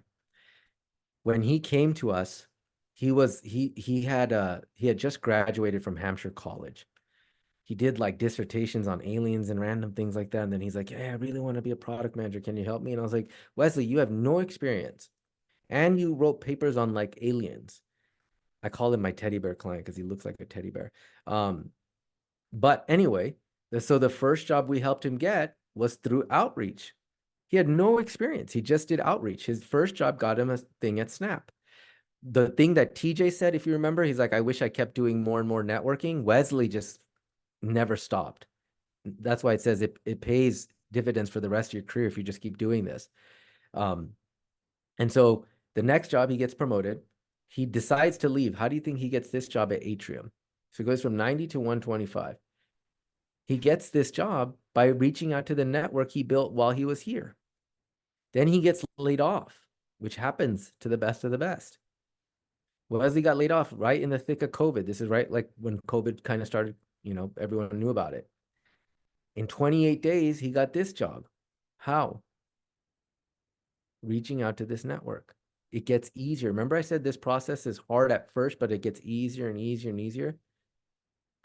Wesley has helped 3 of our other clients get offers. This guy, same name as me, Gaurav, look at this, sent me a text message.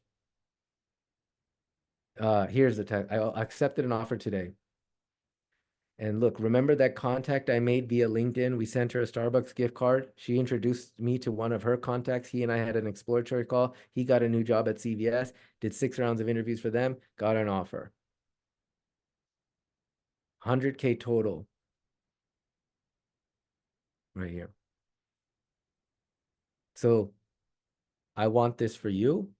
Do you want this for you?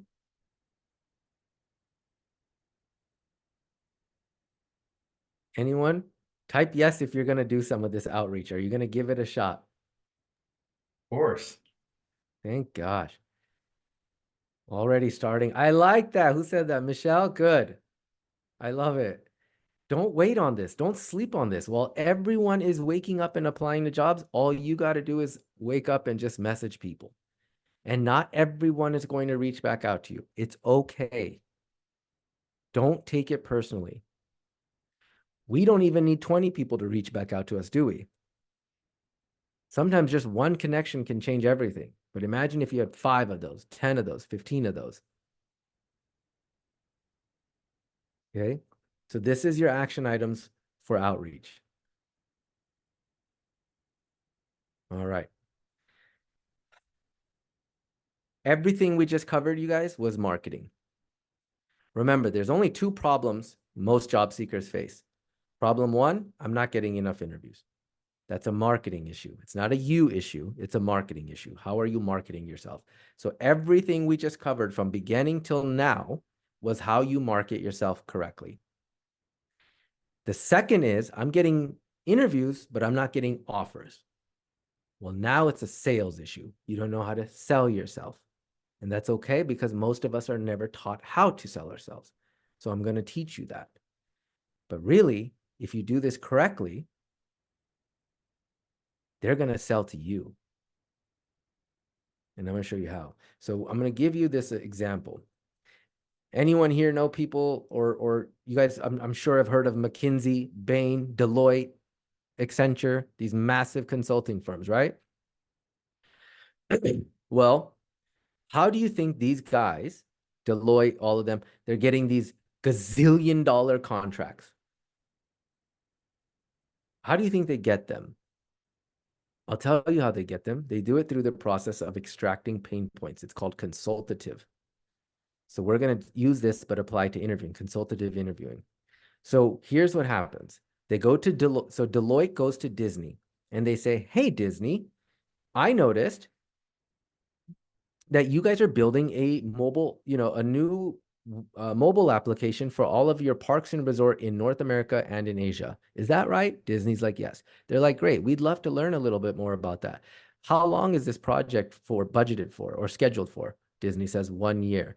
What's the budget? Disney says X. They're like, okay, great. How many resources do you have to that? Disney says blah, blah, blah. We have this many teams, this many engineers. They're like, great. Well, what happens if you guys don't complete it? How much will you go over budget by? They're like, oh my God, we would go over budget by 24 million if we're not able to hit it here, or 24 billion or whatever. They're like, oh no, whatever. And then Deloitte says, you know what? We think we might be able to help. Let us go back and think about it. And if we can help, we'll let you know. So Deloitte goes back, puts together one of their fancy pitch decks, comes back to Disney and says, hey, Disney, guess what? We can actually build the whole mobile app for you guys. And in less than a year, we can actually do it in 7.5 months. And won't even cost you to X amount of millions of dollars. It'll cost you way less than that. Plus, we already have a team of engineers, UX people, project managers, and product managers that we can deploy in a second. So you don't even have to worry about hiring them. Would that help? Disney's like, yeah. They're like, great. It will cost $1 gazillion. And Disney's like, cool. Here's $1 gazillion. How did Deloitte do that? And how do they always do that? Because they're taking the time to first extract the pain points that Disney is feeling. What are you doing? How are you doing it? Is it effective? What happens if you don't achieve it? These are pain points. They're extracting that. And then what what Deloitte does is they, instead of coming across as some consulting firm looking for some consulting gig, they come across as the solution to the problem Disney is facing. It's the same for you. You do not want to come across as the guy or girl who is looking for a job. You want to come across as the solution to the problem the company is facing. Therefore, they are hiring someone. Okay.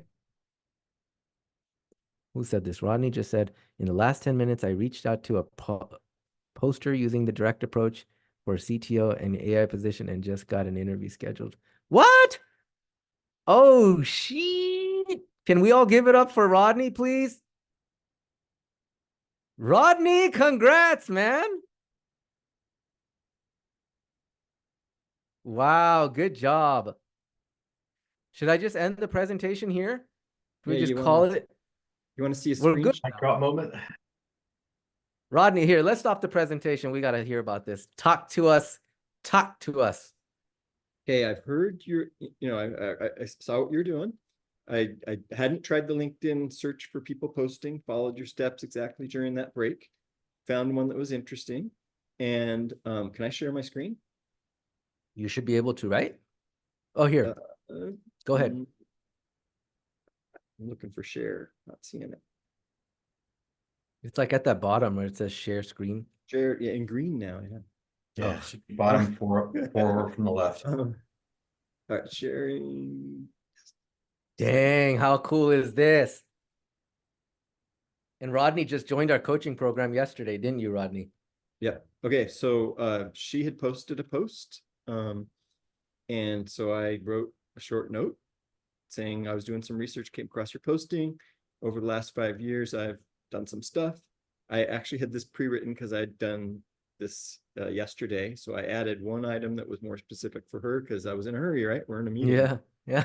And what are the chances you could meet? And I didn't make a real call to action. And she then responded here. Let's set up an intro call for tomorrow, 11 a.m. Hey, Rodney. Okay, I gotta, I'm gonna share. Damn, I'm not gonna. Okay, Rodney, you should jump off of this interview. I'm sorry, off this thing, because so for those of you who don't know, in our program, every single time a client gets an interview, we help them prep for it and we debrief after. So Rodney, what I would recommend doing is going into school, our platform, go to module 4. And in that module, it'll say book an interview prep, and you can book one with someone on the team like for today. And if you don't see an availability, message us on Voxer and one of us will prep with you. Okay. Hey, give it up for Rodney. Dude, that was sick.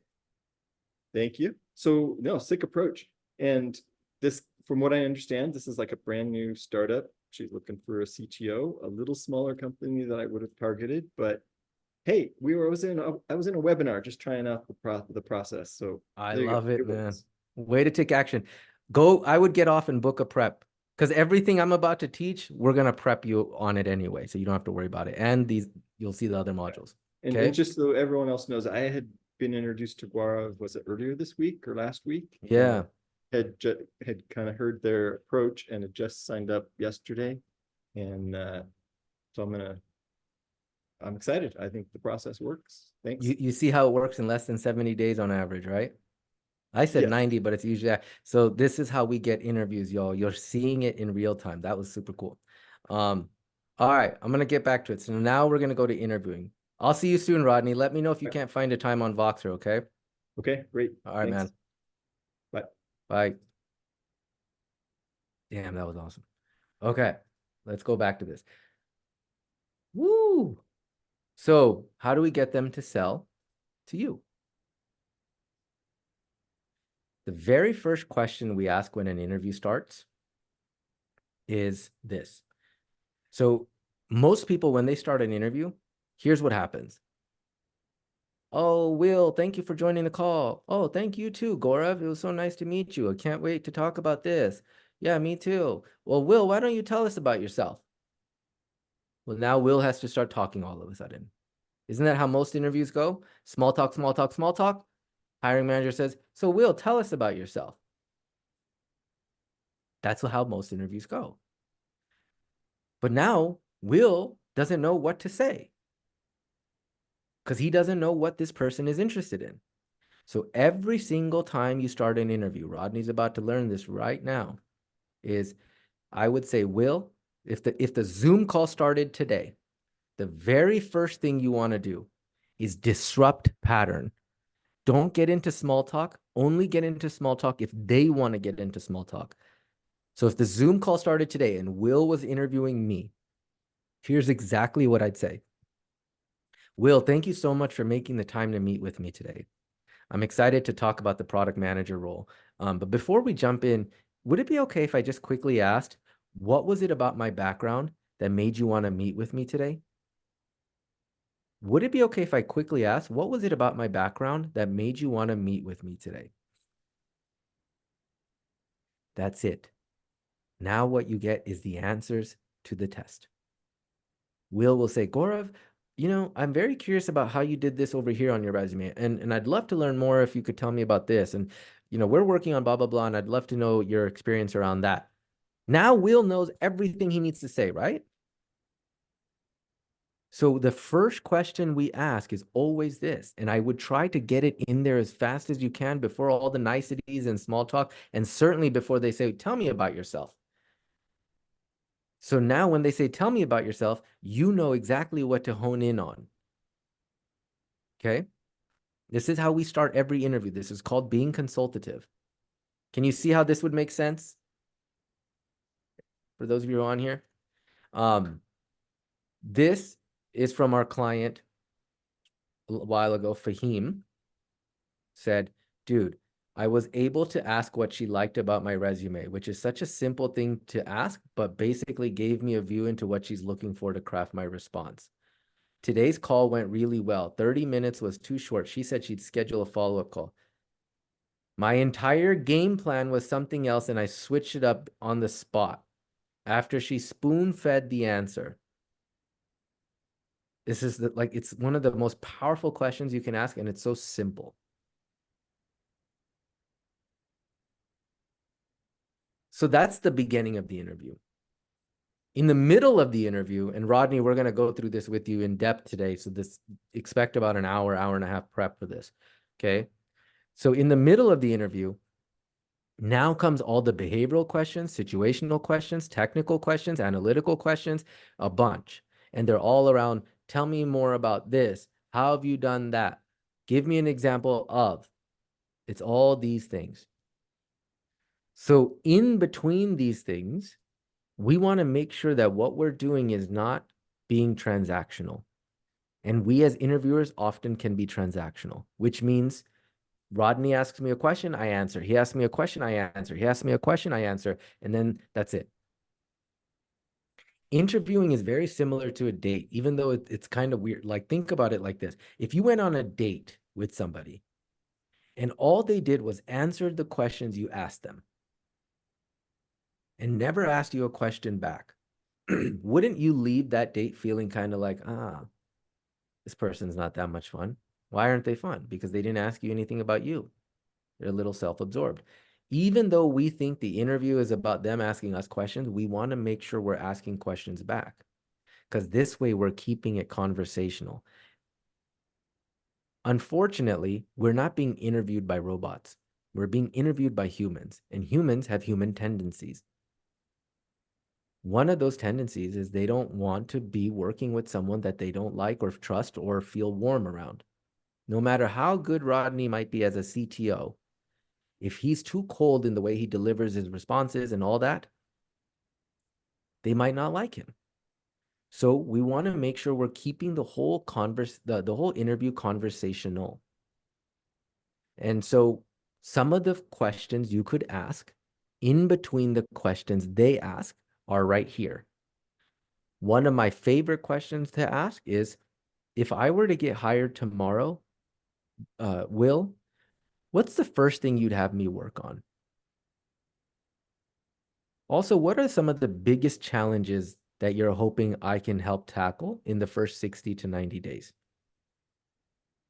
Also, I'd love to know, how could I make your team and your life easier by coming on board? What are you being bogged down by? What is the team being bogged down by that I can take off your plate? These questions give you insight into what they're dealing with. So now, if you have experience dealing with those same things, you can talk about them. Because if Will's like, man, we're so bogged down by, we're just not prioritized, we're not organized, I'd be like, great. You know what's so funny? You might think I'm sick in the head, but I love prioritization.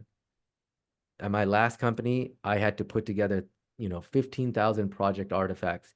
And then I would over communicate with our team and run twice a week Scrum meetings and make sure that everyone constantly knew what was going on, what was in the potential of being in the red, who needed to deliver what, and also anticipate any bottlenecks that were to come. And I would love to kind of show you a little bit more about how I'd help you with that. And I'm doing this off the cuff, so it's not that great, but you see what I'm saying? So when he tells me what problems they're facing, I get to talk about how I've already solved those problems in the past if I have. So we want to keep it consultative.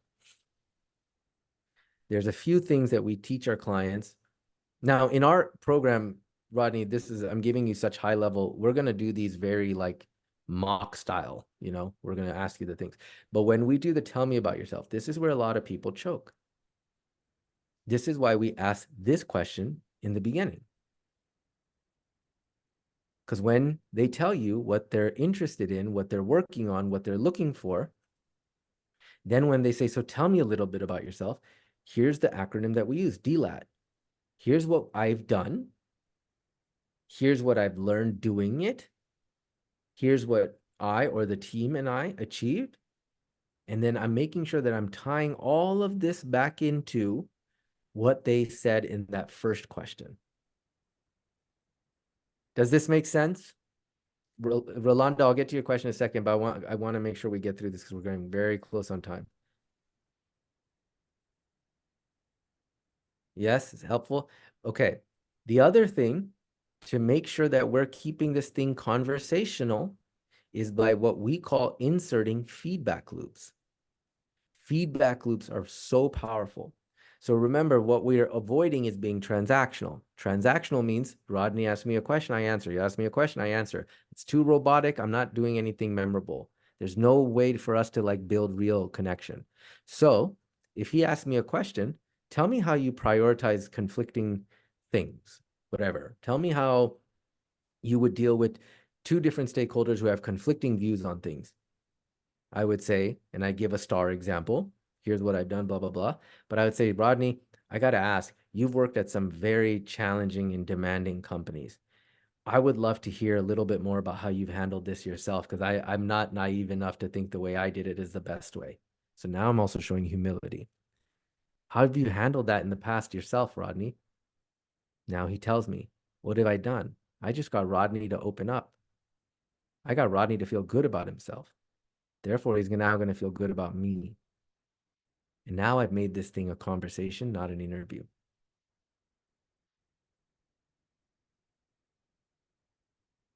Okay, so feedback loops are good. So another example of a feedback loop would be like, here's what I've done, but I'd love to hear how you're working on it here.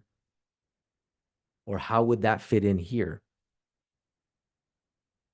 Can I dive deeper into anything like that? Anything more like that? So these are feedback loops. You don't have to ask them for every question, but you do want to have a feedback loop for every other question or every two questions, because we want to make this thing conversational.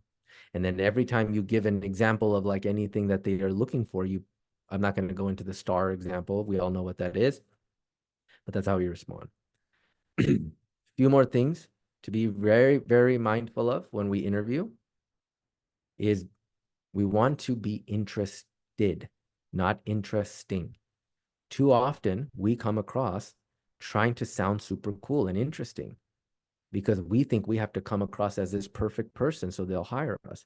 But in fact, what we're doing is we're turning them off by trying to boast more about ourselves.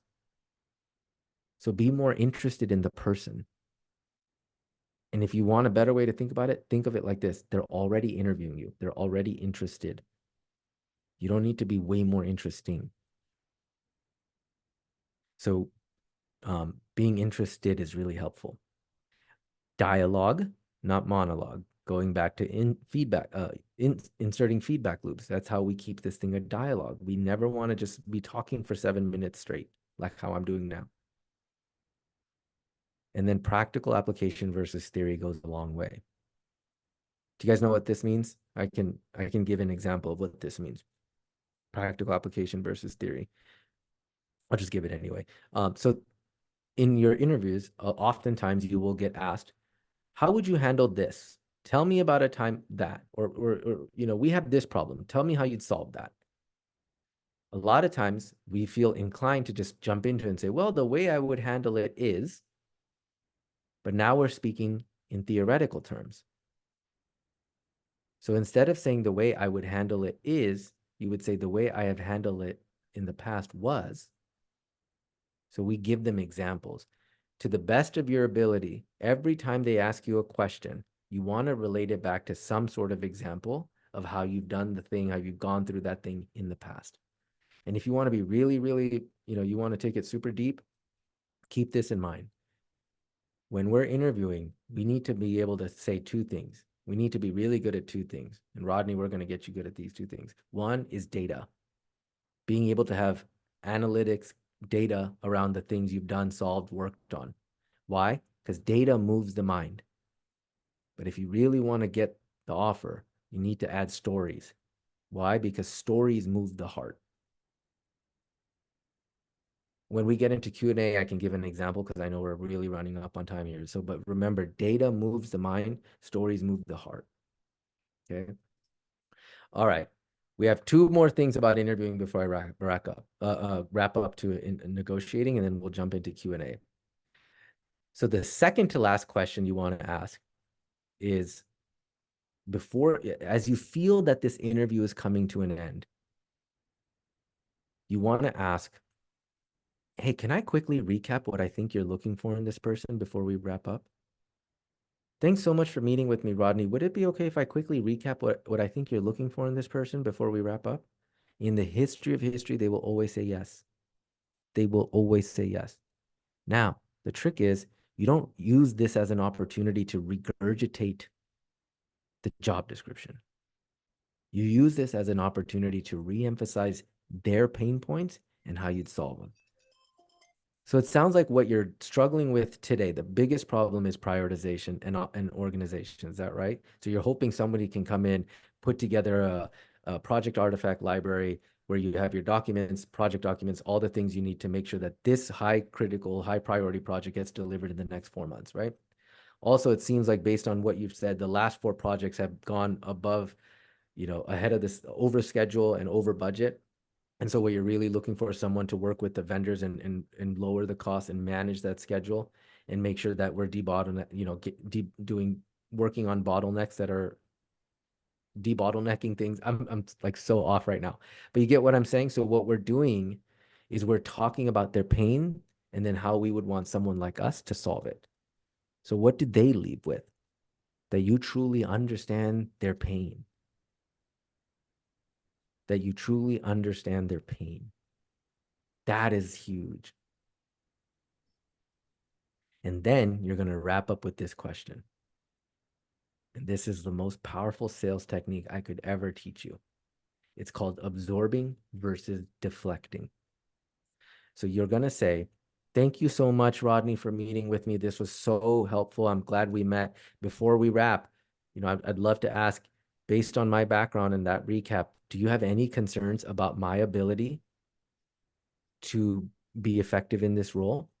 It's a two-part question. Do you have any concern about my ability to be effective in this role? Because I would love to clarify or confirm your concerns. Because I would love to clarify or confirm your concerns. Now, here's the common misconception I get with this. People think, and I'd love to hear a show of hands, put in the chat. People think if I ask them this question, then I'm going to leave them with some sort of negative thought about me. Is that what who feels like that? If I ask them what concerns they have about me, then I'm ending the interview with a negative thought or perception. Do you truly believe that if you don't ask that negative perception won't come up? Do you think that the only way they would ever think of any concerns would be only if you asked? No, because what do hiring managers do when they're done with an interview? They're going to evaluate the candidates. And they're going to say, well, Julie, she's not that good at this. And the real Natalie Laveri is not good at that. And Mandy Wong is not, right? They're going to think. But what happens? You're already home, aren't you? Do you get another opportunity to clarify or confirm their concerns? And how baller is it to say, I want to confirm your concerns? How much confidence does that show? But if they have a concern and you're not there to be able to clarify it, gone is your chance. How many times have you gone to bed thinking, fuck, I don't know if what I said in that interview, should I have said it better? Or I don't know if I made that point clear, or I don't wonder if I could have said that. You don't have it now. Gone is the chance, right? So every time we come to the end of the interview, we say, Ken, thank you so much for meeting with me today. I'd love to ask, do you have, based on my background, do you have any concerns about my ability to step into this role and be effective? Because I would love to clarify or confirm your concerns. Now, what happens if Ken gives me a concern that is valid? Here comes the most powerful sales technique of all time. It's called the cake versus cupcake, or cupcake versus cake. Should have been the other way around. So, oops, here's what we're doing. I'll just stop sharing my screen. So what if Ken says to me, you know what, Gaurav, my only concern is that you don't know how to bake a cake. And let's say that's a valid concern. What is the human tendency to respond with? Oh, no, Ken, but I can learn how to bake a cake. Oh, no, but I think I could be really good at that. I can learn though. What have I just done? That 45 minutes, 30 minutes I did to build up all this rapport with Ken, that trust is gone. Because what's Ken going to think? Here comes some bullshit sales pitch Gaurav's going to throw at me. Right? Everyone says they can learn. So what we're going to do instead is that's called deflecting. Oh, no, Ken, I can learn. That's deflecting. I'm not validating his concern. Anyone ever have a spouse or a partner who comes home after work and complains about their day? Oh my God, this happened, and that happened, and this happened, and that happened, and then, oh my God, you won't even believe, and then I didn't even get to eat lunch. And then you just say, it's all good, just eat now. Is that impactful? My wife would slap me if I said that, and this is the actual example it happened. Just eat now, Nirali. I'm not absorbing her concern, am I? I'm deflecting it. If she said, oh my God, and then oh, you won't even believe I didn't even get to eat lunch. Are you serious, Neural? That sounds awful. Can I make anything for you? Can I help you with that? Just sit. What have I done? I've absorbed her concern. So when Ken says, Gaurav, my only concern is that you don't know how to bake a cake, I'm not going to say, oh, no, I'll learn.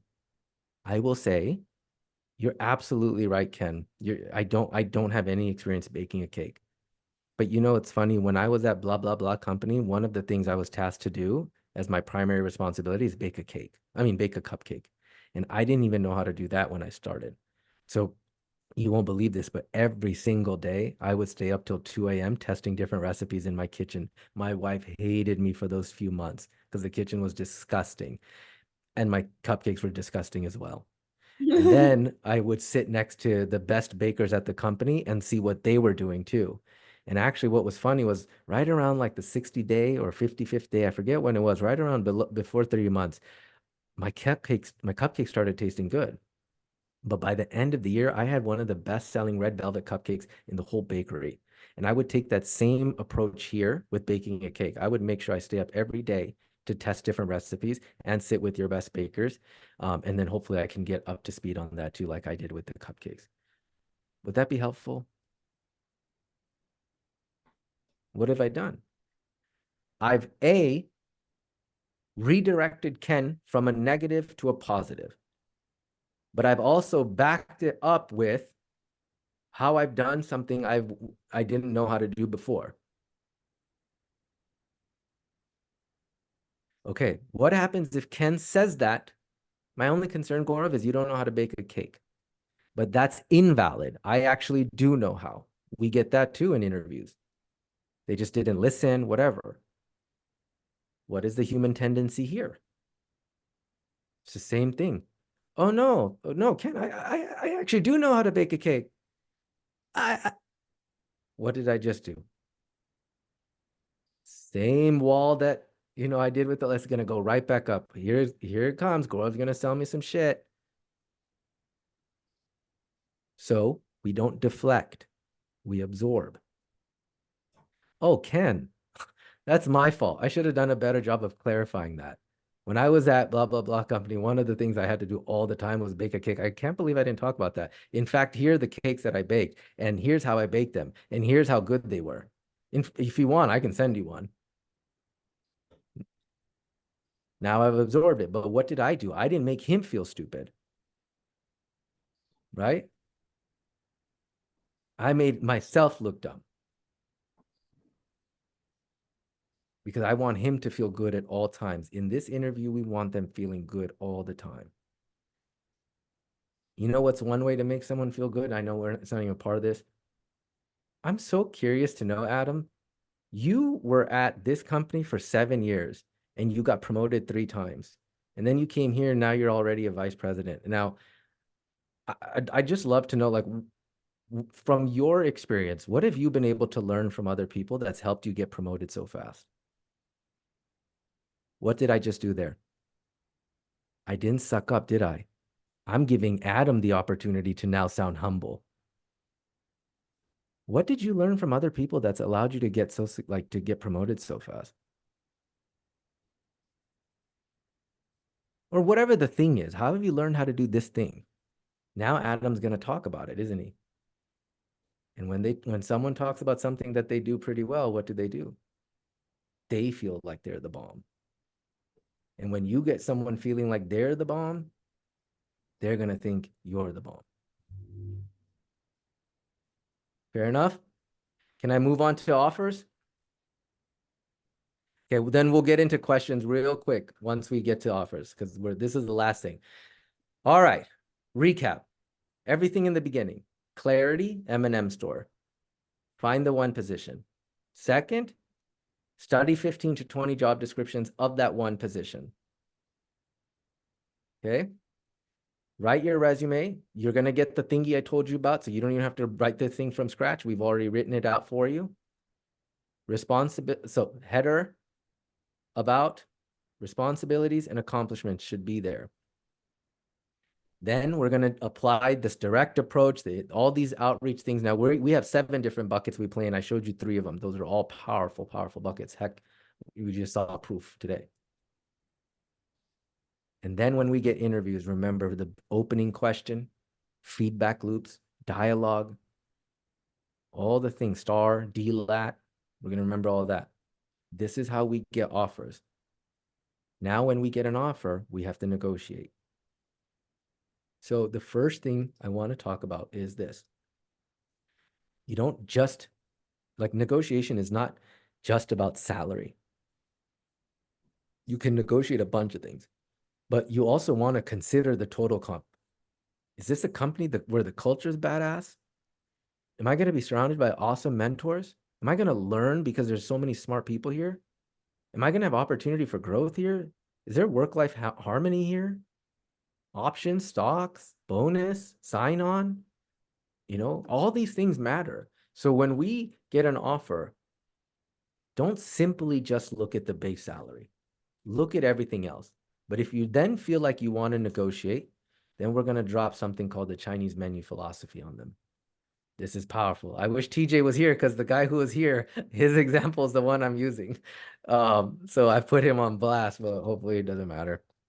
All right. So the Chinese menu philosophy is what? Let me give you context. When we go to a restaurant, right? They hand us a menu. Now, when we look at the menu, we think we have so much free will, don't we?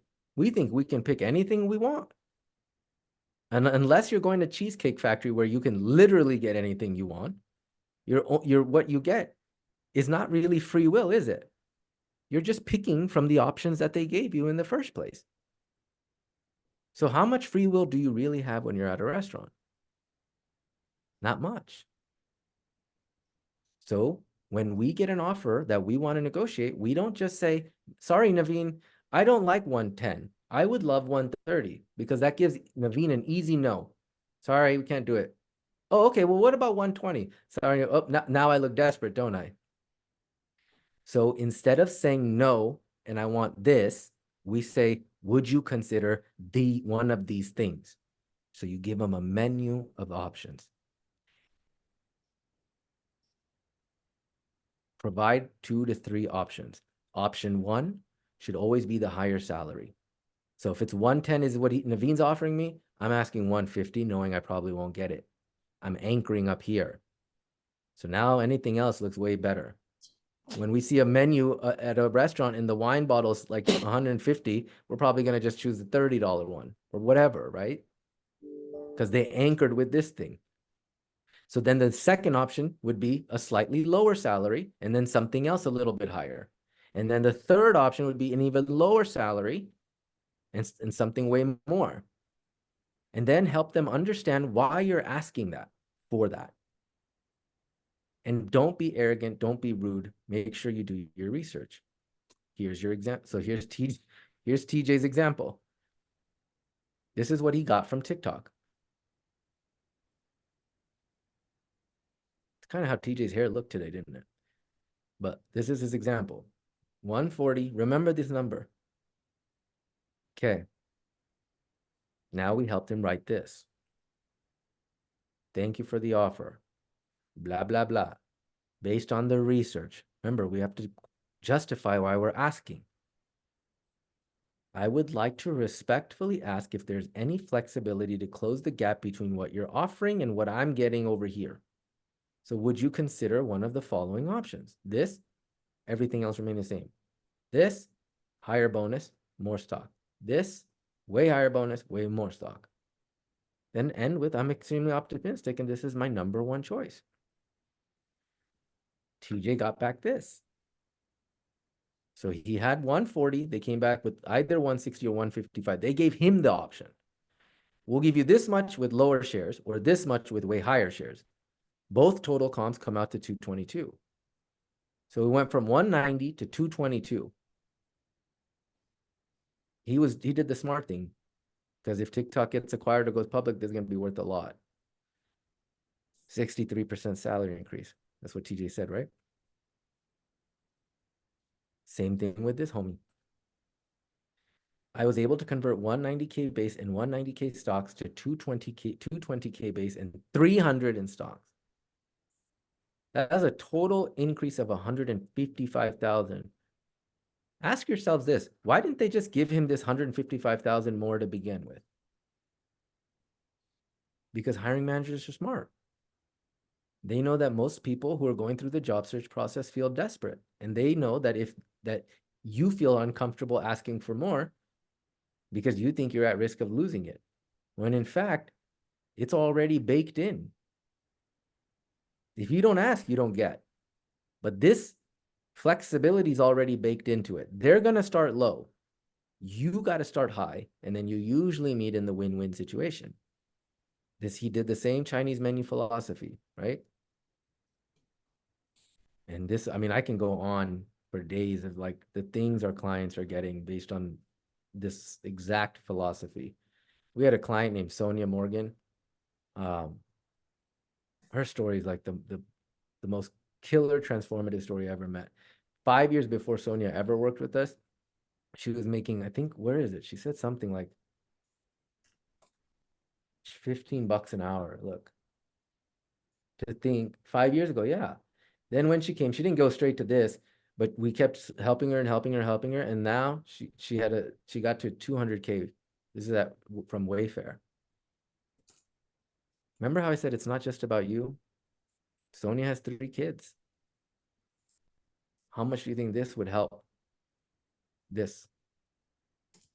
If we did all of this that we're talking about, you guys, how much do you think it could change your life or the lives of the people that that support you, or that you support rather? A lot, right? And if the question is, will this be hard? I would respond with, it's harder to waste time applying, not get results, get freaking frustrated, feel hopeless, feel desperate, then apply to jobs you don't even want, ultimately get a job you don't even want, set yourself back for years, maybe never achieve your potential, and then what happens is you become resentful. Or you can just take the time to go through this whole process and keep trying, because it's worth it. Katie says, this is my favorite quote, but Katie has a quote where she says, what if hell is where you just spend eternity standing, looking at the person you could have become? That's Katie's quote, and it gives me chills every time she says it. This is my favorite. All change is hard at first, messy in the middle, and beautiful at the end. It's from someone who wrote a book called The Monk Who Sold His Ferrari. Robin Sherman is amazing. So just stick with it, because you're probably closer than you think. And we're gonna go to Q&A now. I know I went over by like 19 minutes. That's my fault. I always get a bunch of emails. Hey, how do I sign up? Just so you know, I don't know. We only take usually 10 people. Katie opened up 1 spot this morning. So if you guys are interested in having us help you with this whole process, make sure you're doing it correctly and hopefully get it done in less than 70 days. You can always book a strategy call with our team. If we can't help you, or if our program is at capacity, then we'll recommend another coaching program that we believe in. But this is how you can book a call. I'll put this link in the chat. But other than that, thank you so much. So we can open it up for Q&A. Before we do, was this good, bad, horrible, helpful? What? Definitely helpful. Yeah. Are you gonna work on this stuff? 100%. Good. All right. What questions do you guys have? Let me put in that Calendly link here in the chat. But who had a question? Rolando, you had a question. So I'll go to you first, and then we can go to Naveen and Dawn. Hello. Hi. Is that Rolando? Thank you for having this. It was amazing. I just wanted to follow up on one of the things on one of the sections on the interview portion. So I know you want to make it a conversation. Just a quick example. It happened to me a couple of times. I did try to ask a question. You said, "Hey, what was the thing that you liked in my resume?" But it seems that I sort of got a small reaction or dismissive of the question. It was more like, hey, I want to get through this, 10 questions and then let me rifle them to you. They weren't really interested on having any, conversation. So what do you think? Like, how do you handle that? Like, do you just go through that and then throw away that sort of interview? Like, how do you Yeah, No, that's a good question. So you have to always, you kind of have to know your audience. Like, if you just get the sense that the person that you're meeting with is not really up for a conversation and they're just trying to rush through their questions, that's fine. Then don't try to force it, right? Yep. Still get some of the key questions you want answered, get those out.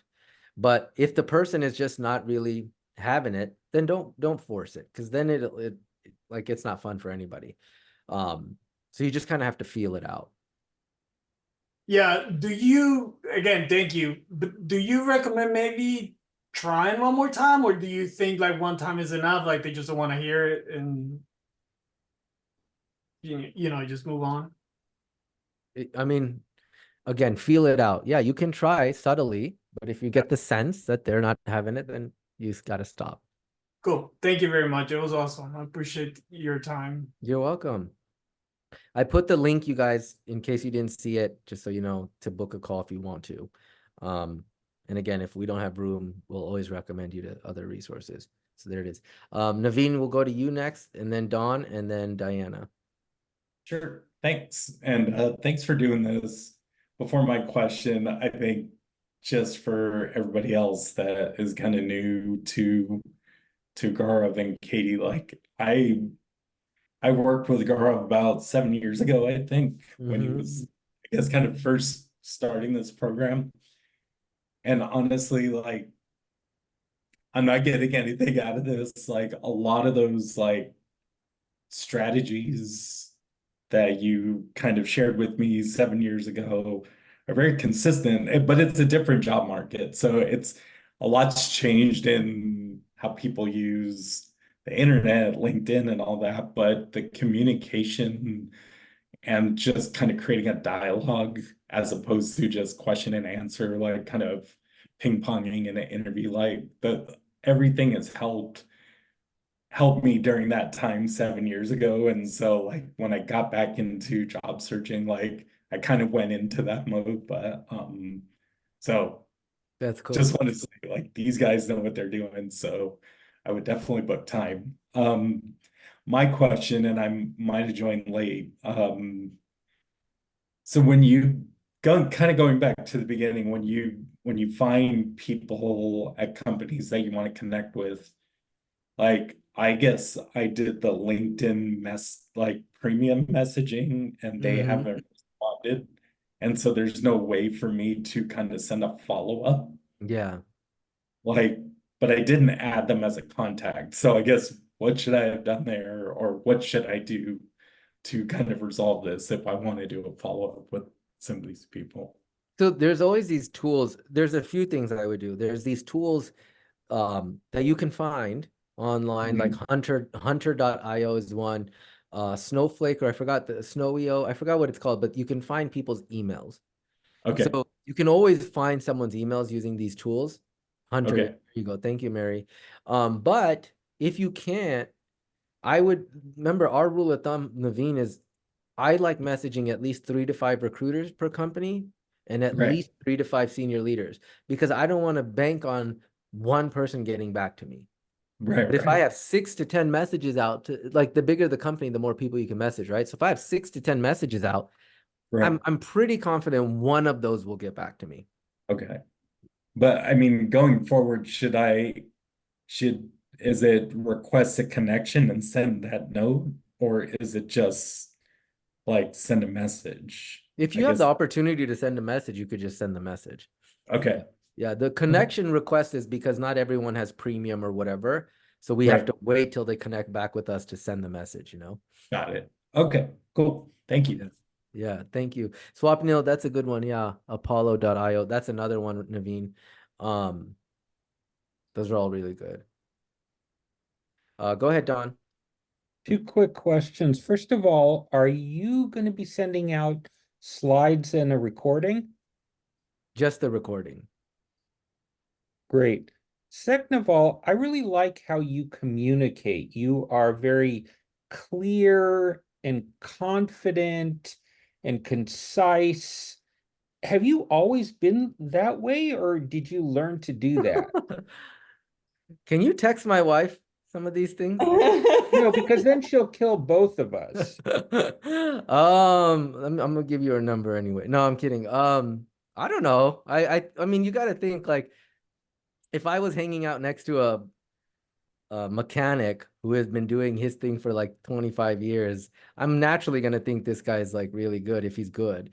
And I appreciate the kind words. I really do. I don't think of myself as those things, but I think anytime anyone has done anything for as long as like I have 15 years or more, you speak because you've been doing it. You don't speak because you're trying to, all this stuff is what we've been doing forever, that it kind of comes second nature now.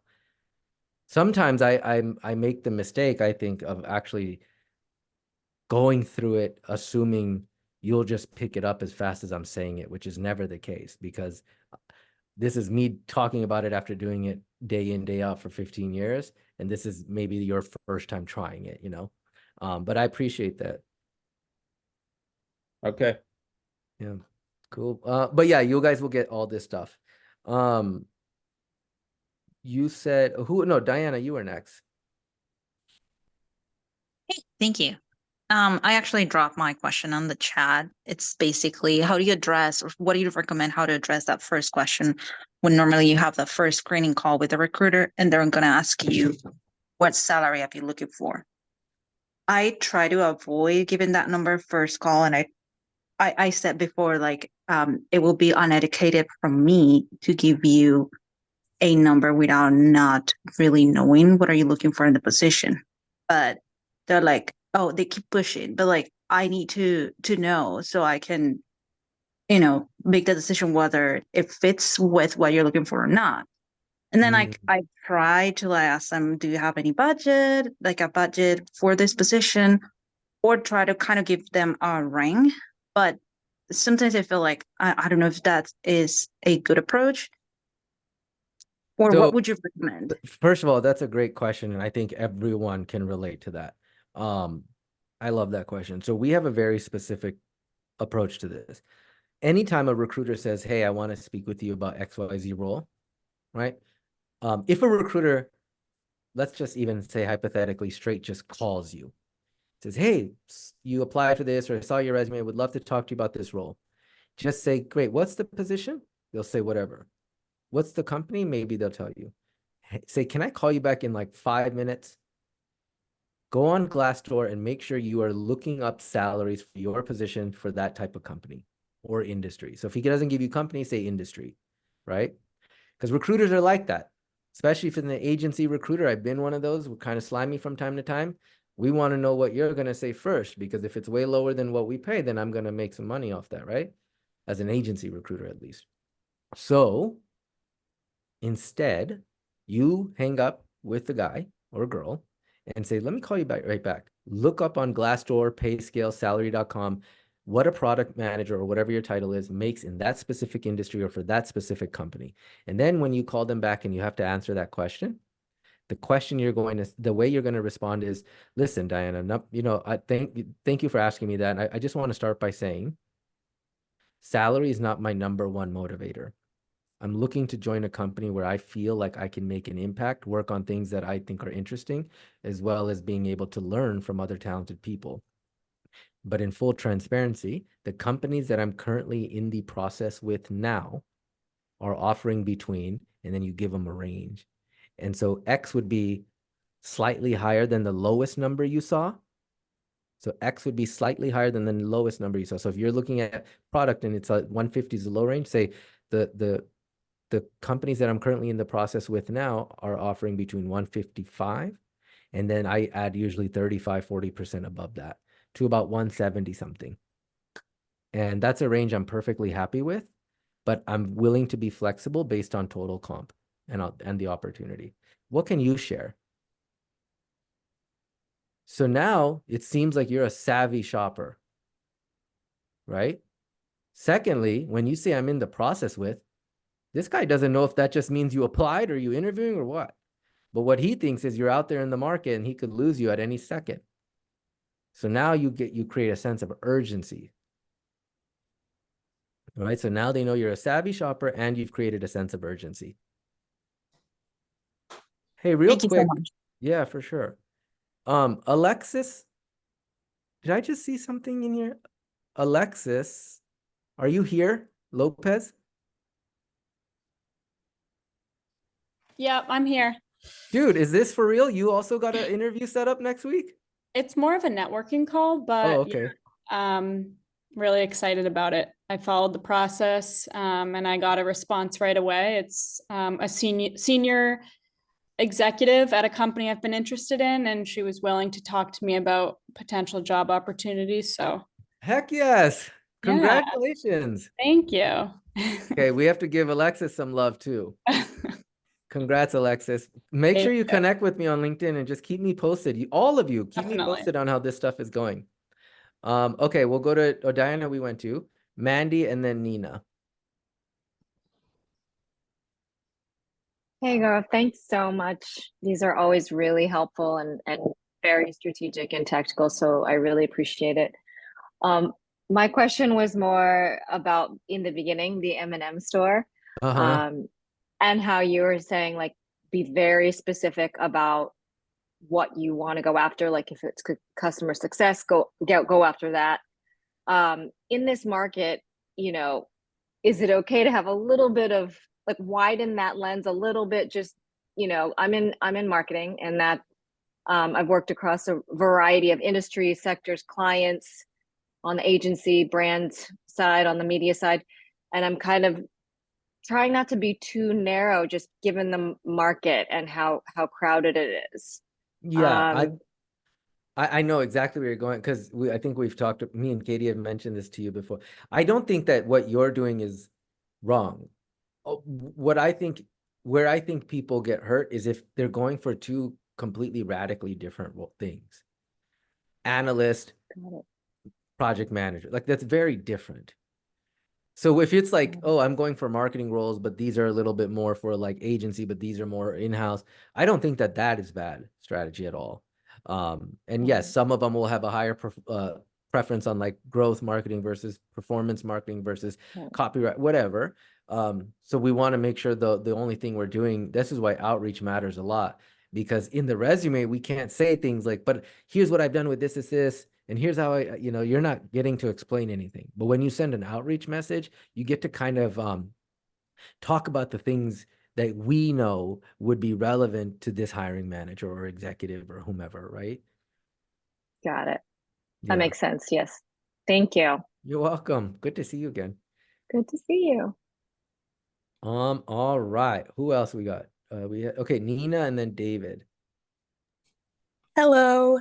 So Hi. I want to start by saying thank you so much for your comprehensive presentation. It reaffirmed that I'm comfortable selling myself, but I could work on marketing myself.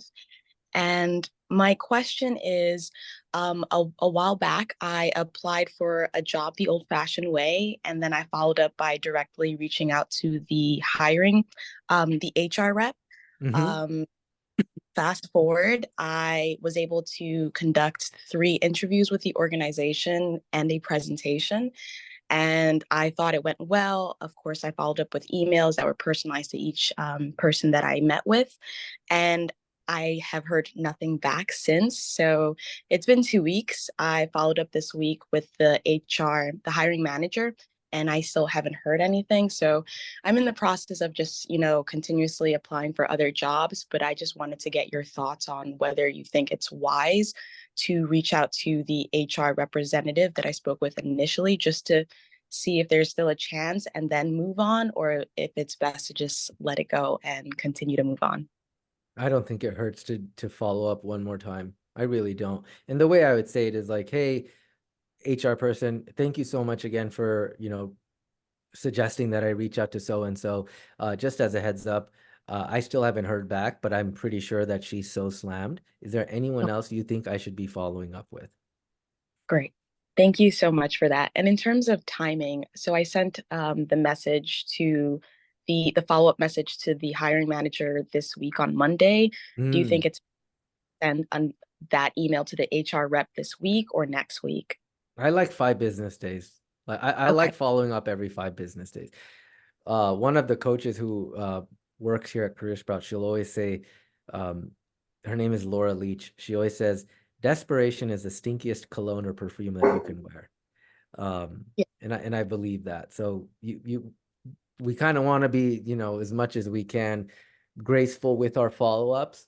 For sure. So when it's like too soon, it's kind of icky. Exactly. I can't thank you enough. Really appreciate the advice and the information today. Yeah, you're welcome. Thank you, Nina. Mm-hmm. Okay, I'll go to David next. Thank you so much for having this presentation and writing your book and all the work that you and Katie do. You're I have a welcome. question. I've read your book like twice now and watching a lot of your videos. And, my question is, I did the career trajectory, and my goal is to be a chief sustainability officer at a Fortune 500 company. Mm-hmm. The people that have that role, their previous role was as a director, either in environmental or sustainability. And before that, most of them were project managers. I've been a project manager before, and my resume is currently for the project manager. I use your resources for the template for the project manager role. I'm thinking, do I write my resume for a higher level for the director position? Or do I write it for project manager? I know that the market is real tough. There aren't that many roles for this. And also, do you guys have any templates for director role? Thank you. Good question. I don't know if we have it specifically for like director of sustainability. You know what would actually be a really good resource for you, David, would be, remember Natalie Laveri, who was on here from Climate People? So they recruit for a lot of these sustainability roles. And their resources are, when it comes to climate tech specifically, a lot better than our resources. And so I would ask her if she has any resume templates for that. But I would always go for the position that I believe I'm the most qualified for. So to answer is it director or project manager? Yeah, it might be like there's lower director level. That's always what it's going to be, though. The higher up, the higher the position you're going for, there's always going to be less of those, right? But that doesn't mean anything. If you believe and you have the experience that you know you're qualified for that, then I would make sure I'm going for that. And then lastly, I wouldn't rely solely on the resume. We want to make sure we're coupling with the resume with the outreach and all the things, right? So that would, does that answer your question? Yes, sir. Thank you very much. I think we've all earned the right to go for what we want. So let's not play small with ourselves, and always future. Like, I think I took this meditation class a long time ago.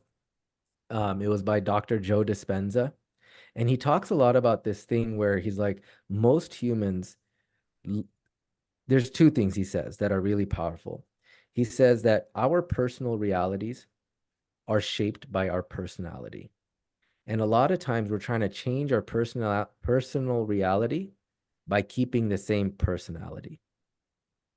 So the reason we keep the same personality and hope to have a different personality or personal reality is because 90% of the thoughts we think are subconscious. And we're usually thinking 90%, the same, we're usually thinking about the same 90% of things every day. And the reason we do that, according to him, is we are anchoring to the past. Why do we anchor to the past? Because it's predictable, it's safe, it's what we know. But we don't tether to the future. Why don't we tether to the future?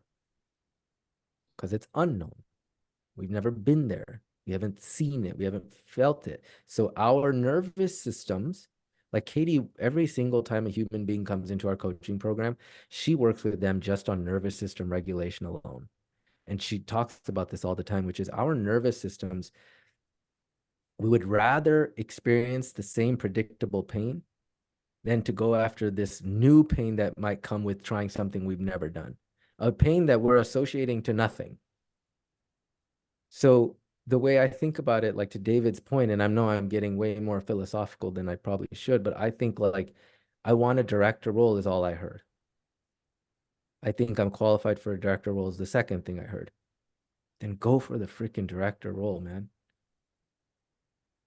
You know, in your heart, you've earned the right. Go for it. Because 3 years from now, you will look back and be like, I'm so glad I just did it. Yeah, it was hard for that 2-month stretch, but now I can do that all day long, right? Anything we look back on that was really difficult for us, truly, aren't we kind of grateful that we did it? Because now it's not that difficult. I think the same thing about the job search as life like that. Like it's always going to feel difficult in the thick of it. But when we zoom out and we think like, wait, what is the bigger picture here? If I just commit to this thing for 60 days, 90 days, whatever, there's a really good chance I'll probably be much better off 5 years from now, 1 year from now, 2 years, right? All that. So it just kind of makes sense to, in my opinion, to go for the thing that you want. Sorry if that was my soapbox.